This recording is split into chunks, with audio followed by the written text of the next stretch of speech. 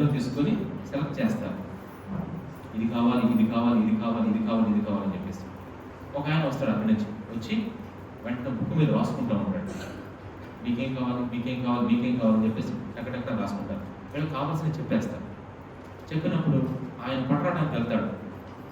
వెంటనే వెళ్ళిపోతాడు కదమ్మా. అక్కడ ప్రిపరేషన్ జరుగుతూ ఉంటుంది. అక్కడేమో ప్రిపరేషన్ జరుగుతూ ఉంటుంది. వీళ్ళు బెంచ్ల మీద కూర్చుంటారు కదా, టేబుల్స్ మీద. ఒక్కసారి మీరు బయట తీసుకెళ్ళి మీకు వంటలు ఆల్రెడీ చెప్పారు కదా, అవి వస్తున్నాయి కదా, ఇప్పుడు వాళ్ళ ఫీలింగ్స్ ఎలా ఉంటాయి చెప్పండి. ఆ డైనింగ్ టేబుల్ దగ్గర ఉన్న ఫ్యామిలీ మెంబర్స్ యొక్క లోపల ఫీలింగ్స్ ఎలా ఉంటాయి ఎవరు చెప్తారా? ఒక్క మాటలో ఎవరు చెప్తారు ఫీలింగ్స్ ఎలా ఉంటాయి? అవి బాగుంటాయా బాగుండవు మనం చెప్పండి. అంతకంటే బాగుండాలి ఇప్పుడు మీ ఫీలింగ్స్. అదైనా అంతకంటే బాగుండాలి ఫీలింగ్స్. ఎందుకు తెలుసా? అది సాధారణమైన భోజనం. ఇదేంటి చెప్పండి? ఇది అద్భుతమైన భోజనం. అందుకని మీ ఫీలింగ్స్ ఎలా ఉన్నాయి నాకు తెలియదు కానీ దేవుడు చూస్తున్నాడు మీ ఫీలింగ్స్. అట్లాంటి ఫీలింగ్స్ ఇక్కడ కూర్చోవాలి. ఏదో వచ్చామంటే వచ్చాం, ఏదో కూర్చున్నామంటే కూర్చున్నాం, వెళ్తున్నామంటే వెళ్తున్నాం అనేటట్టుగా మనం ఉండకూడదు ఎప్పుడు కూడా. ఇది పరిచర్య, ఇది దేవుని పరిచర్య. దేవుని పరిచర్య అందరం కలిసి చేస్తేనే చేసేదాం. అందరూ ఇన్వాల్వ్మెంట్ అవసరం. అందరూ ఇన్వాల్వ్ అవ్వాలి. ఒక్కరు కాదు, ఒకళ్ళంటే ఒకరు కాదు, ఇద్దరంటే ఇద్దరు కాదు, అందరూ ఇన్వాల్వ్ అయిపోవాలి. మీకు తెలుసా లేదో గుండు సూది చూసారు మీరు? గుండు సూది. గుండు సూది ఎలా తయారైందో తెలుసా మీకు? గుండు సూది చూస్తానికి గుండు సూది ఎలా ఉంటుంది? పేపర్ని ఇలా గుచ్చుతారు కదా, పిన్నిస్ కాదు, గుండు సూది అనమాట. ఆ గుండు సూది ఎలా తయారైందో చెప్తే మీరు ఆశ్చర్యపోతారు. ఒక్కళ్ళు తయారు చేయరు గుండు సూది. ఒక పర్సన్ ఏం చేస్తాడు తెలుసా? ఒక వ్యక్తి ఒక మెటీరియల్ తీసుకొస్తాడు. ఆ మెటీరియల్లో ఒక స్టీల్ అనమాట అదంతా కూడా. ఆ స్టీల్ని ఒక వ్యక్తి వస్తాడు ఫస్ట్ వచ్చి అతని దగ్గర ఇన్స్ట్రుమెంట్ చేత ఆ స్టీల్ ఏం చేస్తాడు తెలుసా? సన్నని తీగలుగా కట్ చేస్తాడు అన్నమాట. సన్నని తీగలుగా అంతవరకు కట్ చేసి అతడు డబ్బులు తీసుకుని వెళ్ళిపోతాడు. ఇంకా గుండు సూది అవల సన్నని తీగలు.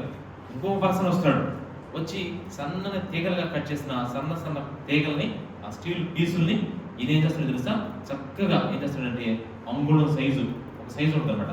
ఆ సైజు ముక్కలు ముక్కలు ముక్కలు ముక్కలు ముక్కలుగా కట్ చేస్తాడు. ఈ రెండో ఆయన చేసిన పని. ఈ రెండో ఆయన చేసి ఈయన డబ్బులు తీసుకుని ఈయన వెళ్ళిపోతాడు. నెక్స్ట్ మూడో పర్సన్ వస్తాడు. మూడో పర్సన్ ఏం చేస్తాడంటే ఆ చిన్న మొక్కలు తీసుకుని కదా, ఒక చిన్న ముక్కలు తీసుకొని ఆ తల భాగం పైన టాప్ ఉంటుంది అనమాట. ఆ గుండు సూది టాప్ లో ఎలా ఉంటుందో తల భాగం అనమాట. ఆ తల భాగం వరకు క్రియేట్ చేసేసి వెళ్ళిపోతాడు. తల భాగం వరకు క్రియేట్ చేసి వెళ్ళిపోతాడు. థర్డ్ పర్సన్ పని అయిపోయింది. నెక్స్ట్ ఫోర్త్ పర్సన్ వస్తాడు. వచ్చి ఏం చేస్తాడు తెలుసా? ఆ చిన్న పీస్కి చివర సూదిలాగా ఉండాలి కదా, సన్నగా ఉంటుంది, అది చేస్తాడు. ఇప్పుడు ఎంతమంది చెప్పండి? ఇప్పుడు ఫిఫ్త్ పర్సన్ అసలు వచ్చి ఆ గుండు సూదికి పాలిష్ పడతాడు. ఎప్పుడు గుండు సూది అయిపోయింది. మీరు ఇక్కడ ఆలోచించాల్సింది ఏం తెలుసా? ఒక చిన్న గుండు సూది, ఆఫ్టర్ ఆల్ ఒక చిన్న గుండు సూది కాస్ట్ ఎంత? ఎవరు చెప్తారు? చిన్న గుండు సూది కాస్ట్ ఎంత? దాని వెల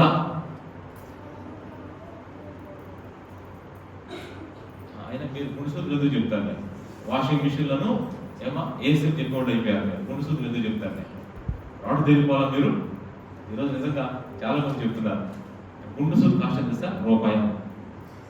ఒక చిన్న గుండు సూది ఇప్పుడున్న పరిస్థితుల్లో రూపాయికి రెండైనా ఇవ్వచ్చు వస్తాయి అనుకుందాం. ₹1 అనుకుందాం.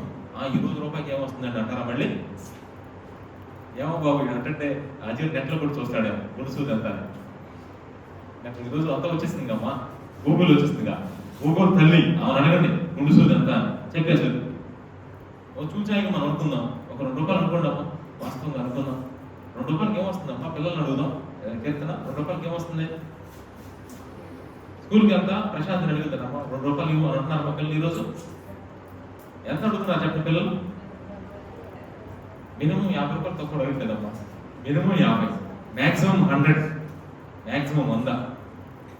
డాడీ 100 కొట్టు, 100 కొట్టరా ఇలా అంటున్నారు. సార్ వాళ్ళు కూడా స్కూల్ కూడా అలాగే చేస్తున్నారు. మీరు ఏదైనా ఫంక్షన్ చేస్తే 500 అమ్మా, 500 తక్కువ రేట్లా పేరెంట్స్. అసలు ఇప్పుడు రేపు 31st ఆ పిల్లలకి ఎంత చక్కగా చేసుకున్నారు చూడండి. పాప్కార్న్స్ తీసుకురామని చెప్పేసి మా అమ్మాయికి చెప్పారు. రేపు పాప్కార్న్స్ 2 తీసుకురామన్నారు. ఇంకొక అమ్మాయికి ఏమో స్వీట్ పాటించారంట, ఇంకొక అమ్మాయికి ఏమో ఇంకోటి ఇచ్చారంట. అది నాకు నెట్లో పెట్టారు. అయింది అది మేము రేపు ఫంక్షన్ జరుగుతుందమ్మా, మీరు పాయసం చేస్తున్నారండి, మీరు పులావ్ చేయాలంటే ఆయన మాకే చెప్తారని అంటున్నారు పరిస్థితి. ఇది ఎక్కడైనా అదేమంటే పాస్టర్ గారు చెప్తున్నారండి, మరి వాళ్ళని ఏమన్నా చెప్పండి. స్కూల్లో ఎంత యూనిట్ ఉంది, ఒకే డ్రెస్సెస్ రావాలంట, అవన్నీ తీసుకొచ్చి అక్కడ పెట్టి ఏం చేస్తారంట, వీళ్ళందరూ కూర్చొని చక్కగా తినేస్తారంట, హ్యాపీ న్యూ ఇయర్ చెప్పుకుంటారంట. మనం అందరం కలిసి చేసుకోవాలి ఏ పని అయినా సరే, అందరూ. ఎందుకంటే ఒకళ్ళు కలవకపోతే వాళ్ళకి ఏదో ఇన్ఫెక్షన్ ఉన్నట్టు అనమాట. కలిసిపోవాలి ఖచ్చితంగా. ఒక చిన్న గుండు సూది, ఆఫ్టర్ ₹1 విలువ చేసే గుండు సూదికి ఎంతమంది పనిచేస్తున్నారు చెప్పండి? 5 పనిచేస్తున్నారు. మరి సంఘం ఎంత విలువైంది, సంఘం ఎంత వాల్యుబుల్ ఆలోచించండి ఒకసారి.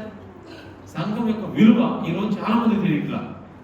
సంఘం ఎంత విలువ అంటే అది అంత విలువైంది కాబట్టి దేవుడు తన రక్తం చేత, సంఘం యొక్క విలువ దేవుడు తెలుసు, ఆయన రక్తం చేత ఈ సంఘం కొనబడింది. అంత కొన్నాడు కనుక ఈ సంఘము అందరూ ఎవరి పని వాళ్ళు ఏం చేయాలమ్మా, చక్కగా చేయాలి, నిష్పక్షపాతంగా నిస్వార్థంగా దేవుడి భయముతో దేవుడు చెప్పినట్టుగా చేయాలి. అప్పుడే మనకు ఎంతో ఆశ్చర్యం, ఎంత గొప్ప ఆశ్చర్యమైన విషయం చూడండి. అందుకని మనం ఈ మొదటి రోజు 2వ కూడికలు ప్రవేశిస్తున్నాం, దేవుని వాక్యాన్ని చదువుకోబోతున్నాం. నా పని నాది, మీ పని. ఇక్కడ కూడా చూడండి, ఎవరి పని వాళ్ళు చేస్తున్నారు చక్కగా. ఊడ్చేవాళ్ళు ఊడుస్తున్నారు, అంటున్నవాళ్ళు తోడుతున్నారు, అన్నవాళ్ళు వండుతున్నారు, తినేవాళ్ళు తింటున్నారు, వచ్చేవాళ్ళు వస్తున్నారు, చిన్న చిన్న పనులు చేసి అందరూ ఉండాలమ్మా ఖచ్చితంగా. అలా లేకపోతే కష్టం చాలా. అందుకని గుర్తుపెట్టుకోండి, మనం ఈరోజు ఈ 2వ కూడికలో చాలా విషయాలు మనం నేర్చుకోబోతున్నాం. మరలా మనం ప్రార్థన చేద్దాం, ఖచ్చితంగా ప్రార్థన చేసుకుని ముందుకు వెళ్తున్నాం. కొన్ని విషయాలు చెప్పేసి నేను వాక్యంలోకి వెళ్తాను.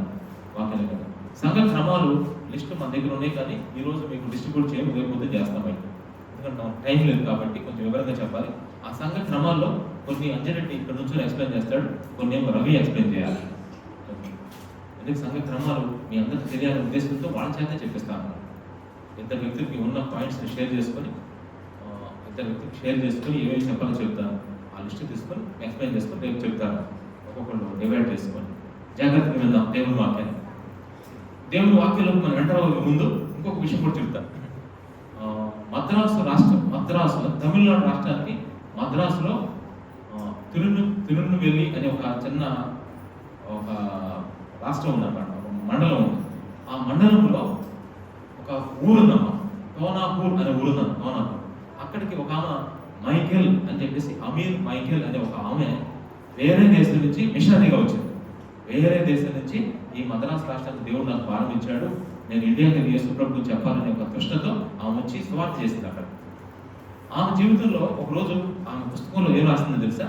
ఆమె చిన్నతనంలో వాళ్ళన్న దేశంలో అంట అందరికి కళ్ళంట ఓదారమ్మ కళ్ళంట, వాళ్ళ మమ్మీ డాడీ అందరి ఓదారమ్మ కళ్ళంట. ఆ దేశంలో అందరి వైలెట్ కళ్ళు అన్నమాట, అందరి ఆ దేశంలో ఉన్న వాళ్ళందరి కళ్ళు అలాగే ఉంటాయంట. కానీ ఈ అమ్మాయి పుట్టినప్పుడు నల్ల కళతో పుట్టిందంట, అంటే ఇండియా కళతో పుట్టిందనమాట. ఇండియాలో కళ్ళు ఎలా ఉంటాయి జనాన్ని, అట్లాంటి కళతో పుట్టిందంట. ఈ అమ్మాయికి చాలా బాధపడి చిన్నప్పుడంట వాళ్ళ మమ్మీ డాడీతో ప్రార్థన చేస్తుందంట. ఏమో తెలుసా, ఒకరోజు రాత్రంతా దేవుని దగ్గర పోరాడిందంట. ఏం తెలుసా, ప్రభా నా నల్ల కళ్ళని ఓదారకులుగా మార్చే ప్రభా, లేదంటే మా దేశం వాళ్ళు నన్ను విచిత్రంగా చూస్తున్నారు ప్రభా, నాకు ఈ కళ్ళొద్దు ప్రభా, నాకు ఓదారకులు కావాలయ్యా, నువ్వు ఏదైనా ఇస్తానని చెప్పావు అని బాగా ప్రార్థన చేసిందంట.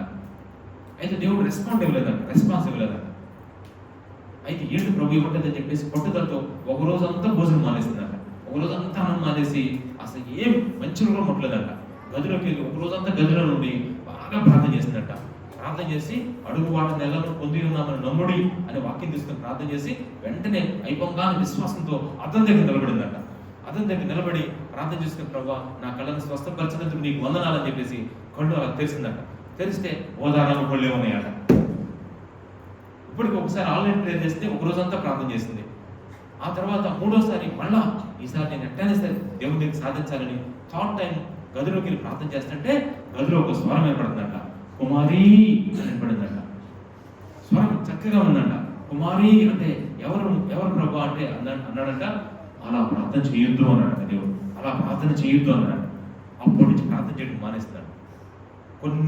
కొన్ని సంవత్సరాల తర్వాత ఆమె మిషనరీగా ఎక్కడికి వచ్చింది చెప్పండి, ఇండియా వచ్చింది.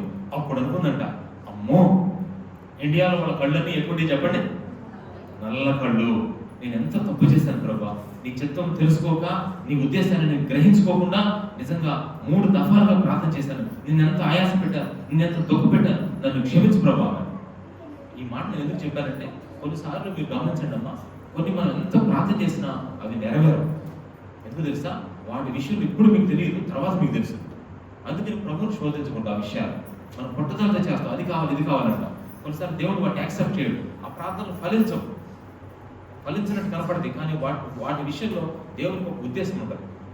ఇప్పుడు రవి గురించి నాకు డీటెయిల్గా బాగా అర్థం కావాలంటే నేనేం చేయాలి చెప్పండి? రవి యొక్క ఉద్దేశాలు, రవి యొక్క ఆలోచనలు, రవి యొక్క తలంపులు నాకు బాగా తెలియాలంటే నేనేం చేయాలి? రవితో నేను ఫెలోషిప్ చేయాలి. ఈరోజు మీలో చాలా మంది దేవుడితో సరైన సహవాసం, సరైన ఫెలోషిప్ చేయరు. అందుకే దేవుడి ఉద్దేశాలు, దేవుడి తలంపులు, దేవుని యొక్క ప్రణాళికలు మనం అర్థం చేసుకోలేకపోతాం. అర్థం చేసుకోలేక నాకు ఇవి కావాలంటే, నాకు ఇవి ఇస్తావనేవా, నాకు ఇస్తే నువ్వు దేవుడు ప్రభావం, లేదంటే లేదు అని కొంతమంది మందిరానికి వచ్చేస్తారు. నాకు మా పిల్లలు గర్భఫలం ఇస్తే దేవుడిని అంటారు కొంతమంది. అసలు వాళ్ళు దేవుడితో సహవాసం సరిగ్గా చేస్తున్నారా? దేవుడితో సరైన సహవాసం చేస్తే అసలు దేవుడి ప్రణాళికలు ఏంటో అర్థమవుతాయి. హన్నాకి పిల్లలు లేకుండా చేసేసాడు దేవుడే, పిల్లలు లేకుండా చేసేసాడు. బైబిల్లో చాలా స్పష్టంగా ఉంటుంది, ఆమె గంట సంతులు లేకుండా దేవుడే చేశాడంట. ఎందుకు చేశాడనేది ఆమెకు అర్థం కాల. ఏడుస్తూ ఒకరోజు ప్రార్థన చేస్తుంటే ఆమె హృదయం నుంచి పుట్టుకొచ్చింది ఏంటో తెలుసా? నాకు ఒక మగబిడ్డని ఇస్తే. అంటే ఇప్పుడు ఆ సమాజానికి ఎవరు కావాలి చెప్పండి? ఒక మగబిడ్డ అవసరం. ఎందుకంటే షిలోహులో పరిచర్య సరిగ్గా జరగట్లేదు. ఆ పరిచర్య చక్కగా జరగాలంటే ఒక మంచి మగబిడ్డ కావాలి. దేవుని యొక్క ఉద్దేశాన్ని, దేవుని యొక్క అవసరతను గుర్తెరిగినప్పుడు ఎరిగి ప్రార్థన చేసింది. అందుకే దేవునికి ఇచ్చేసింది అన్నమాట. అది ఎట్లా అర్థమైందంటే, హన్నా దేవునికి సమీపంగా వెళ్ళింది. దేవునికి ఎవరైతే క్లోజ్గా మరింత సమీపంగా వెళ్తారో వాళ్ళు మాత్రమే నెక్స్ట్ ఇయర్ దేవుని ఉద్దేశాలు కనుక్కుంటారు. ఒకవేళ నువ్వు దేవుని సమీపంగా వెళ్లకుండా నువ్వు ఎంత ప్రార్థన చేయాలని ప్రయత్నం చేసినా అది దేవుని చిత్తం కానే కాదు. ఆ ప్రార్థన ఫలించకపోతే నువ్వు అప్సెట్ అవ్వదు. 2024లో నేను 20 ప్రార్థన చేశాను, నాకు 2 నెరవేరినాయి, మిగతా 18 నెరవేరలేదు. కాబట్టి ఏం దేవుడు ఈ దేవుడు? అసలు ప్రార్థన ఆలకించేవాడా? అసలు ప్రార్థనలు వినేవాడా? ఏమో బాబు, నాకైతే నమ్మకం లేదు. 20 ప్రార్థన చేస్తే 2 ప్రార్థనలకి నీకు 2024 జవాబు వస్తే 2025లో నువ్వు విశ్వాసంతో వెళ్తావా? నీకు విశ్వాసం రాదు. ఎందుకో తెలుసా? నువ్వు 20 ప్రార్థన చేస్తావు, కానీ ఫలితం వచ్చిన ప్రార్థనలన్నీ 2. మిగతా 18 అసలు దేవుడి ఉద్దేశమేనా? దేవుడి ఉద్దేశం, దేవుడి చిత్తం లేకుండా ఎన్నో ప్రార్థన చేస్తావు. అవన్నీ వీగిపోయి చూసుకొని అవిశ్వాసం తెచ్చుకోవద్దు ప్రియ సహోదరి సహోదరుడు. ఒక నాస్తికుడు ఉన్నాడు, ఒక నాస్తికుడు. అసలు యేసు ప్రభు నిజమైన దేవుడు అంటారు, వీళ్ళ వ్యవహారం చూద్దామని చెప్పేసి వచ్చాడు ఒకసారి. నాస్తికుడు మారిపోయాడు ఆశ్చర్యంగా. నాస్తికుడు మారిపోయి ఆశ్చర్యంగా ఏం చేస్తాడో తెలుసా? ఆ ఊర్లో సువార్త చేస్తాడంట. ఇంతకు ఏం జరిగింది అంటే, ఎడెన్బర్గ్ అనే ఒక స్థలంలో జార్జ్ ముల్లర్ గారు వాక్యం చెబుతున్నాడంట. ఆ ఆడిటోరియంలో దగ్గరగా కొన్ని వేల మంది ఉన్నారంట. స్త్రీలు, పురుషులు, పిల్లలు చాలా మంది ఉన్నారంట. జార్జ్ ముల్లర్ గారు వాక్యం చెప్తా ఉన్నాడు. ఇప్పుడు ఆడిటోరియంలోకి ఒక నాస్తికుడు ఎంటర్ అయ్యాడు. నాస్తికుడు అంటే అంత తెలుసా? దేవుడు లేడు అని ఒక నినాదాన్ని నమ్మే వ్యక్తి. నువ్వు ఎన్నైనా చెప్పు, నేను పట్టిన దానికి 3 పనులు అంటాడు. నేను నమ్మనంటాడు. అట్లాంటి నాస్తికుడికి ఒక ప్రేరేపణ, అసలు ఈ హాల్లో ఏం జరుగుతుందో చూద్దామని చెప్పేసి ఆ ఎడెన్బర్గ్ అనే హాల్లోకి వచ్చేసాడంట. అప్పుడు జార్జ్ ముల్లర్ గారు వాక్యం చెప్తున్నాడంట. విచిత్రం, ఒక నాస్తికుడిని దేవుని వాక్యం మార్చలా. ఏం మార్చిందో చూడండి.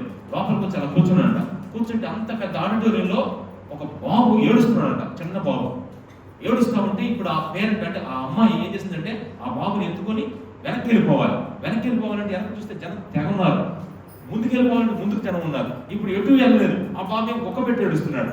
అప్పుడు జార్జ్ ముల్లర్ గారు అలా అన్నాడంట, అమ్మా మీరు మీ బాబుని తీసుకొని వెనక్కి వెళ్ళవద్దు, ముందుకు రావద్దు, మీరు అలాగే కూర్చోండి. ఇప్పుడు మనందరం కలిసి ఆ బాబు ఏడవకుండా ప్రార్థన చేద్దాం అన్నాడంట. ఆ బాబు ఏడవకుండా ప్రార్థన చేద్దామని ఆడిటోరియంలో కొన్ని వేల మంది చేతులు పైకెత్తి, ప్రభా ఆ బాబు ఏడుపును మానించి ప్రభా అంటే ఆమేన్ అని తల్లి బాబు ఏడ్చి నిద్రపోతాడంట. ఏడుపు తాగిపోయి నిద్రపోతాడంట. ఇప్పుడు నాస్తికుడు హృదయాన్ని ఏది కదిలించి చెప్పండి? అమ్మో, వీళ్ళందరూ ప్రార్థన చేస్తే ఒక చిన్న బాబు ఏడుపును దేవుడు మాన్పించాడు కదా, ఈయన ఎంత గొప్ప దేవుడు అయి ఉంటాడు అని అప్పటికప్పుడే తన హృదయాన్ని యేసుప్రభుకి ఇచ్చేసాడట. ఇచ్చేసి వెంటనే యేసుప్రభు నమ్ముకొని మారు మనసు పొంది ఆ కొన్ని రోజులు బాప్తిసం తీసుకొని సేవా పరిచయం స్టార్ట్ చేశాడంట. ఎంత గొప్ప ఆశ్చర్యం! నేను అదే ఎందుకు చెప్తానంటే, దేవుడి ఉద్దేశాలు ఎంత గొప్పగా తెలుసా? ఒక హృదయాన్ని ఏ విధంగా చేతనే మార్చొచ్చు. అది దేవుడికే అది చెల్లున్న, ఆ మహిమ దేవుడికే, ఆ ఘనత దేవుడికే. అందుకే మీరు ఏమాత్రం ఎవరిని తక్కువ అంచనా వేయండి, కానీ దయచేసి గమనించండి, యేసు ప్రభువుని మాత్రం మీరు ఏం చేయకూడదు చెప్పండి? తక్కువ చేయొద్దు, తక్కువ అంచనా వేయొద్దు. ఆయన పనులన్నా సరే తక్కువ అంచనా వేయకూడదు. ఎక్కడైనా మనం మించిపోయింది ఏమీ లేదు. జాగ్రత్తగా మనం దేవుడిని పాటిస్తూ ముందుకెళ్దాం. యథావిధిగా యెషయా గ్రంథం 43వ అధ్యాయంలో మనం జాగ్రత్తగా వాక్యాన్ని చదువుతున్నాం. చదవన్నాను 43వ అధ్యాయం నోటెట్ చేసుకుందాం. ఈరోజు 43వ అధ్యాయం 19వ వచనం చదవన్నాను. ఇదిగో దీర్ఘం ఉందా లేదా? ఇదిగో నేను ఒక నూతన క్రియను, ఇక మనం పాడుకోవాల్సిందే. నూతన క్రియను చేయుచున్నావని నీవు సెలవీయగా నా ఎడారి జీవితమే సుఖ సౌఖ్యము కాగా. నూతన క్రియను చేయుచున్నావని నీవు సెలవీయగా నా ఎడారి జీవితమే సుఖ సౌఖ్యము కాగా. నారణ్యరోదన ఉల్లాసముగా మారిపోయెనే. నారణ్యరోదన ఉల్లాసముగా మారిపోయెనే. కృపా సత్య సంపూర్ణగా సర్వలోకానికే చైత్రవాసివి నీవే యేసయ్యా. సర్వలోకానికే చైత్రవాసివి నీవే యేసయ్యా. నా సన్మానానికే మహనీయుడవు నీవేనయ్యా. మహనీయుడవు నీవేనయ్యా. ఈ చరణం చాలా అద్భుతమైన చరణం అన్నమాట. మనం గుర్తుపెట్టుకున్నాం. ఈరోజు ఉదయకాలం వాక్యంలో మనం మొత్తం 43 అధ్యాయం 4 భాగాలు చేసేసాము. యెషయా గ్రంథం 43 అధ్యాయం 4 భాగాలు చేసేసి 4 పేర్లు పెట్టుకుని పక్కన పెట్టుకున్నాం. పెట్టుకొని దానిలో 3 ప్రశ్నలు వేసుకున్నాం ఉదయకాలం సమయంలో. నేను అడుగు దయచేసి మీరందరూ కూడా మరి నేను వాక్యం ప్రారంభించే ముందు కొంచెం బుక్స్ మూసేసాను. చిన్న ప్రశ్న, 3 ప్రశ్నలు మరి చూడకుండా చెప్పాలి. 3 ప్రశ్నలు. దాంట్లో మొదటి ప్రశ్న ఏంటి? పప్పి, దేవుడు ఎటువంటి వాడు? ఆ దేవుడు ఎటువంటి వాడు అనే ఒక చిన్న పాయింట్లో మొత్తం ఎన్ని పాయింట్లు చెప్పాను సుకుమార్ గారు? మొత్తం ఎన్ని పాయింట్లు చెప్పాను? 14. తర్వాత సీను 12. తర్వాత జైదీప్ 16. ఏది కరెక్ట్? 16. చూసారా? ఎన్ని పాయింట్లు గుర్తుపెట్టగలిగారు? 14, 12, 16 అన్నారు. 16 కరెక్ట్ ఆన్సర్. ప్రయత్నం చేసినందుకు మీకు వందనాలు. ఆ 16 పాయింట్లో ఏదన్నా ఒక 2 పాయింట్లు చెప్పండి అమ్మా కృష్ణకుమార్ గారు. 16 పాయింట్లు 2 పాయింట్లు. మనల్ని సృజించిన వాడు. ఈ పాయింట్ ఖచ్చితంగా కృష్ణకుమార్ చెప్పగలని ఎక్స్పెక్ట్ చేస్తాను. ఎందుకు తెలుసా? నేను ఆ మూలకి వెళ్తున్నప్పుడు ప్రార్థన చేస్తున్నప్పుడు ఈ పాయింట్ పట్టుకుని ప్రార్థన చేస్తున్నాను. అందుకని కావాలని అడిగామని. ఎప్పుడైతే మనం చెప్పిన వాక్యాన్ని పట్టుకొని ప్రార్థన చేస్తూ మళ్ళీ ప్రార్థన చేసుకుంటే ఆటోమేటిక్ గుర్తుండిపోతాం. ఒక 6-7 పాయింట్లు అడిగినా చెప్పగలుగుతాం. ఇప్పుడు చెప్పిన వాక్యాన్ని మళ్ళీ పక్కకి కూడా చూస్తుంటారు. మీ ఇద్దరు కలిసి ప్రార్థన చేసుకున్నప్పుడు ఆ పాయింట్లు చెప్తాము. ఆశ్చర్యంగా లేదు. రెండో ప్రశ్న ఏం వేస్తారో గుర్తుందా? ఎవరికి? రజిత. మనం ఎవరు అన్న పాయింట్. దాంట్లో మొత్తం ఎన్ని పాయింట్లు చెప్పాను సుకుమార్ బ్రదర్? 2 పాయింట్లు ఎన్ని పాయింట్లు చెప్పాను? తర్వాత శ్రీను, తర్వాత జయదీప్ 13 పాయింట్. కరెక్టా కాదా? చూసారు 13 పాయింట్. ఎంత ఆశ్చర్యంగా కూర్చోండి. ఆ 13 పాయింట్లో ఏదన్నా ఒక్క పాయింట్ చెప్పండి సునీత సిస్టర్. యాకోబు, ఇశ్రాయేలు. చూసారు 2 పాయింట్లు చెప్పేస్తాం. యాకోబు, ఇశ్రాయేలు. ఇప్పుడు మనకి అడిగిన 3వ ప్రశ్న ఉషక్క. 3వ ప్రశ్న ఏంటంటే పొద్దున చెప్పిన వాక్యాల నుంచి 3వ ప్రశ్న. మీరు చెప్పకపోయిన బుజ్జక్క చెప్పినా మీరు చెప్పినట్టే. ఇద్దరు కలిసి వస్తున్నారు కాబట్టి. 3వ ప్రశ్న బుజ్జక్క. దేవుడు చేసిన ఉపకారం. ఇశ్రాయేలు ప్రజలు దేవుడు చేసిన పేరు. వాటిల్లో ఎన్ని మేలు చేశాడు సుకుమార్ గారు? సుకుమార్ గారు ప్రశ్న మీద ప్రశ్న ఈరోజు ప్రశ్న ఎంత మంచిదమ్మా, ఎంత పొందుకున్నాడు సుకుమార్ గారు. ఎన్ని మేలు? తర్వాత సీను, తర్వాత జయదీప్, ఎన్ని మేలు కరెక్ట్ చెప్పడమ్మా? ఒకసారి జయదీప్ చెప్పడం కొట్టడం అందరూ. ప్రయాసపడి ఎన్నో రోజుల నుంచి ఇక్కడ వస్తున్నందుకు దేవునికి స్తోత్రం. ఎందుకంటే ఆశ్చర్యం కదా నిజంగా, వచ్చినందుకు ప్రతిఫలం దొరుకుతాము. ఆ 4 మేళ్ళలో ఏమన్నా ఒక 2 మేళ్ళు చెప్పండి నాగరాజు గారు.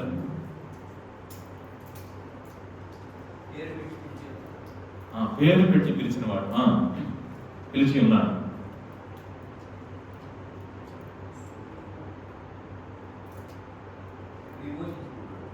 విమోచించి ఉన్నాడు. 2 కరెక్టే. మీకు రిక్వెస్ట్ ఏంటంటే నాగరాజు గారు, మీరు డ్రైవింగ్ చేసేటప్పుడు మాత్రం ఈ వాక్యాన్ని జ్ఞాపకం చేసుకోండి. అంటే కొన్ని ఏమవుతారని చెప్పి డ్రైవింగ్ చేస్తూ జ్ఞాపకం చేస్తున్నారు అనుకోండి, బాబోయ్ నిజంగా ఏం చెప్పాడబ్బా అని చెప్పాడు అనుకోండి. అందుకని డ్రైవింగ్ చెప్పేటప్పుడు ఆయన మనసంతా ఎక్కడ చెప్పండి, స్ట్రైట్. చూసారా? అందుకని వివేచన ఉండాలి, చాలా వివేచన చాలా ఇంపార్టెంట్. అందుకనే మహాకృప 3 ప్రశ్నలకు సమాధానం అయిపోయింది. మళ్ళా ఇంకొక 3 ప్రశ్నలు ఈరోజు చేసుకుంటాం. ఈరోజు మళ్ళా రాత్రికి మళ్ళా ఇదిగో నేను ఒక నూతన క్రియ చేస్తున్నాను అని యెషయా గ్రంథం 43వ అధ్యాయంలో మరొక 3 ప్రశ్నలు, 4, 5, 6. 4వ ప్రశ్న ఏంటి తెలుసా? ఈ రాత్రి 4వ ప్రశ్న, మరి ఇశ్రాయేలు ప్రజల్లో అంటే దేవుని ప్రజల్లో ఉన్న లోపాలు, నష్టాలు. దేవుని ప్రజల్లో ఉన్న లోపాలు. నూతన క్రియ చేస్తానని చెప్పాడు కదా ఇశ్రాయేలు ప్రజల పట్ల. ఆ ఇశ్రాయేలు ప్రజలలో ఉన్న లోపాలు, ఆ లోపాల వల్ల వచ్చిన నష్టాలు. దేవుని ప్రజల్లో, మొత్తం ఒకే ప్రశ్న, దేవుని ప్రజల్లో ఉన్న లోపాలు, ఆ లోపాల వల్ల వచ్చిన నష్టాలు. ఇది మొత్తం 4వ ప్రశ్న. అది 4వ ప్రశ్న. 2 కలిపే చెప్తాను. మొదట లోపాలు చెప్పి నష్టాలు కూడా చెప్తాను. నష్టాలు చాలా సింపుల్గా ఉంటాయి అన్నమాట. దేవుని ప్రజల్లో ఉన్న లోపాలు. ఈ లోపాలు చెప్తున్నప్పుడు ఈ సంవత్సరం మన లోపాలుగా బయటపడతాయి. ఈ సంవత్సరం ఇశ్రాయేలు ప్రజల్లో ఉన్న లోపాలు చెప్తున్నప్పుడు 2024లో మనం ఎటువంటి లోపభూయిష్టమైన జీవితం జీవించామో అర్థమైపోతుంది. మనదంతా పాపభూయిష్టమైన జీవితం కాదు, లోపభూయిష్టమైన జీవితం. తప్పుల తడకలు మన జీవితాలు, లోపాల మూటలు. కరెక్ట్ చెప్పాలంటే లోపాల పుట్టలే మన జీవితాలు. ఏం మంచి ఉందమ్మో మనకి, ఏం మంచి ఉందని, ఏ యోగ్యత ఉందని, ఏ బెనిఫిట్ ఉందని మనం 2025 వెళ్తున్నాం. ఇది కూడా మనం జ్ఞాపకం చేసుకోవాలి. ఇదిగో నేను ఒక నూతన క్రియ చేస్తున్నానని చెప్పిన ఇశ్రాయేలు ప్రజలు, ఇందాక దేవుడు చెప్పాడు వాడు నా నిమిత్తం ఏర్పరచబడిన జనం. అట్లాంటి ప్రజలు ఎన్ని లోపాలు చేశారు తెలుసా లాస్ట్ ఇయర్? ఆ లోపాలు చెప్తే మీకే భయపేస్తా ఉంటుంది ఒక్కోసారి. ఆ లోపాలు చెప్పుకుందాం. ఫస్ట్ ఒక్కొక్క లోపం టిక్కు పెడదాం. అదే యెషయా గ్రంథం 43వ అధ్యాయం ఫస్ట్ జాగ్రత్తగా 22వ వచనం చదవండి. 22వ వచనం. యాకోబు మొదటి లోపం అంటలించండి. మొదటి లోపం మొర్ర పెట్టుట లేదు. దీని గురించి వివరిస్తాను మీకు. మొర్ర పెట్టుట లేదు. నెక్స్ట్ దాన్ని కంటిన్యూ చేయండి. ఇశ్రాయేలు. రెండవ లోపం విసికితివి. మొదటి లోపం మొర్ర పెట్టుట లేదు. రెండవ లోపం విసికితివి. నెక్స్ట్ 3వ లోపం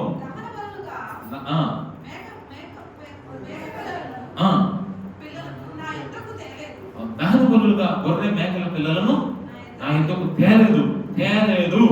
3వ లోపం తీసుకురాలేదు అనండి, ఇంకా ఈజీగా అర్థమైంది. తీసుకురాలేదు 3వ పాయింట్, 3వ లోపం. నెక్స్ట్ యెషయా గ్రంథం 43:23. అదే దహన బలులుగా తర్వాత నీ బలుల చేత అంటే కనపరచలేదు. 4వ లోపం కనపరచలేదు. 4వ లోపం కనపరచలేదు. నెక్స్ట్ 43:24.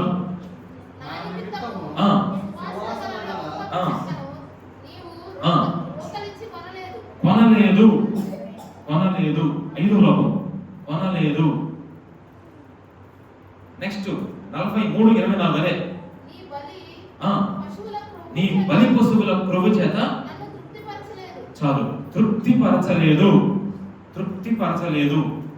ఇది ఎన్నో లోపం అంటే 6వ లోపం. తృప్తిపరచలేదు. నెక్స్ట్ 43:24. అదే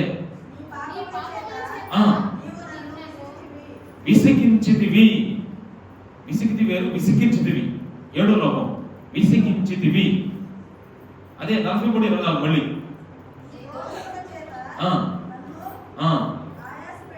ఆయాస పెట్టితివి. 8వ లోపం ఆయాస పెట్టితివి.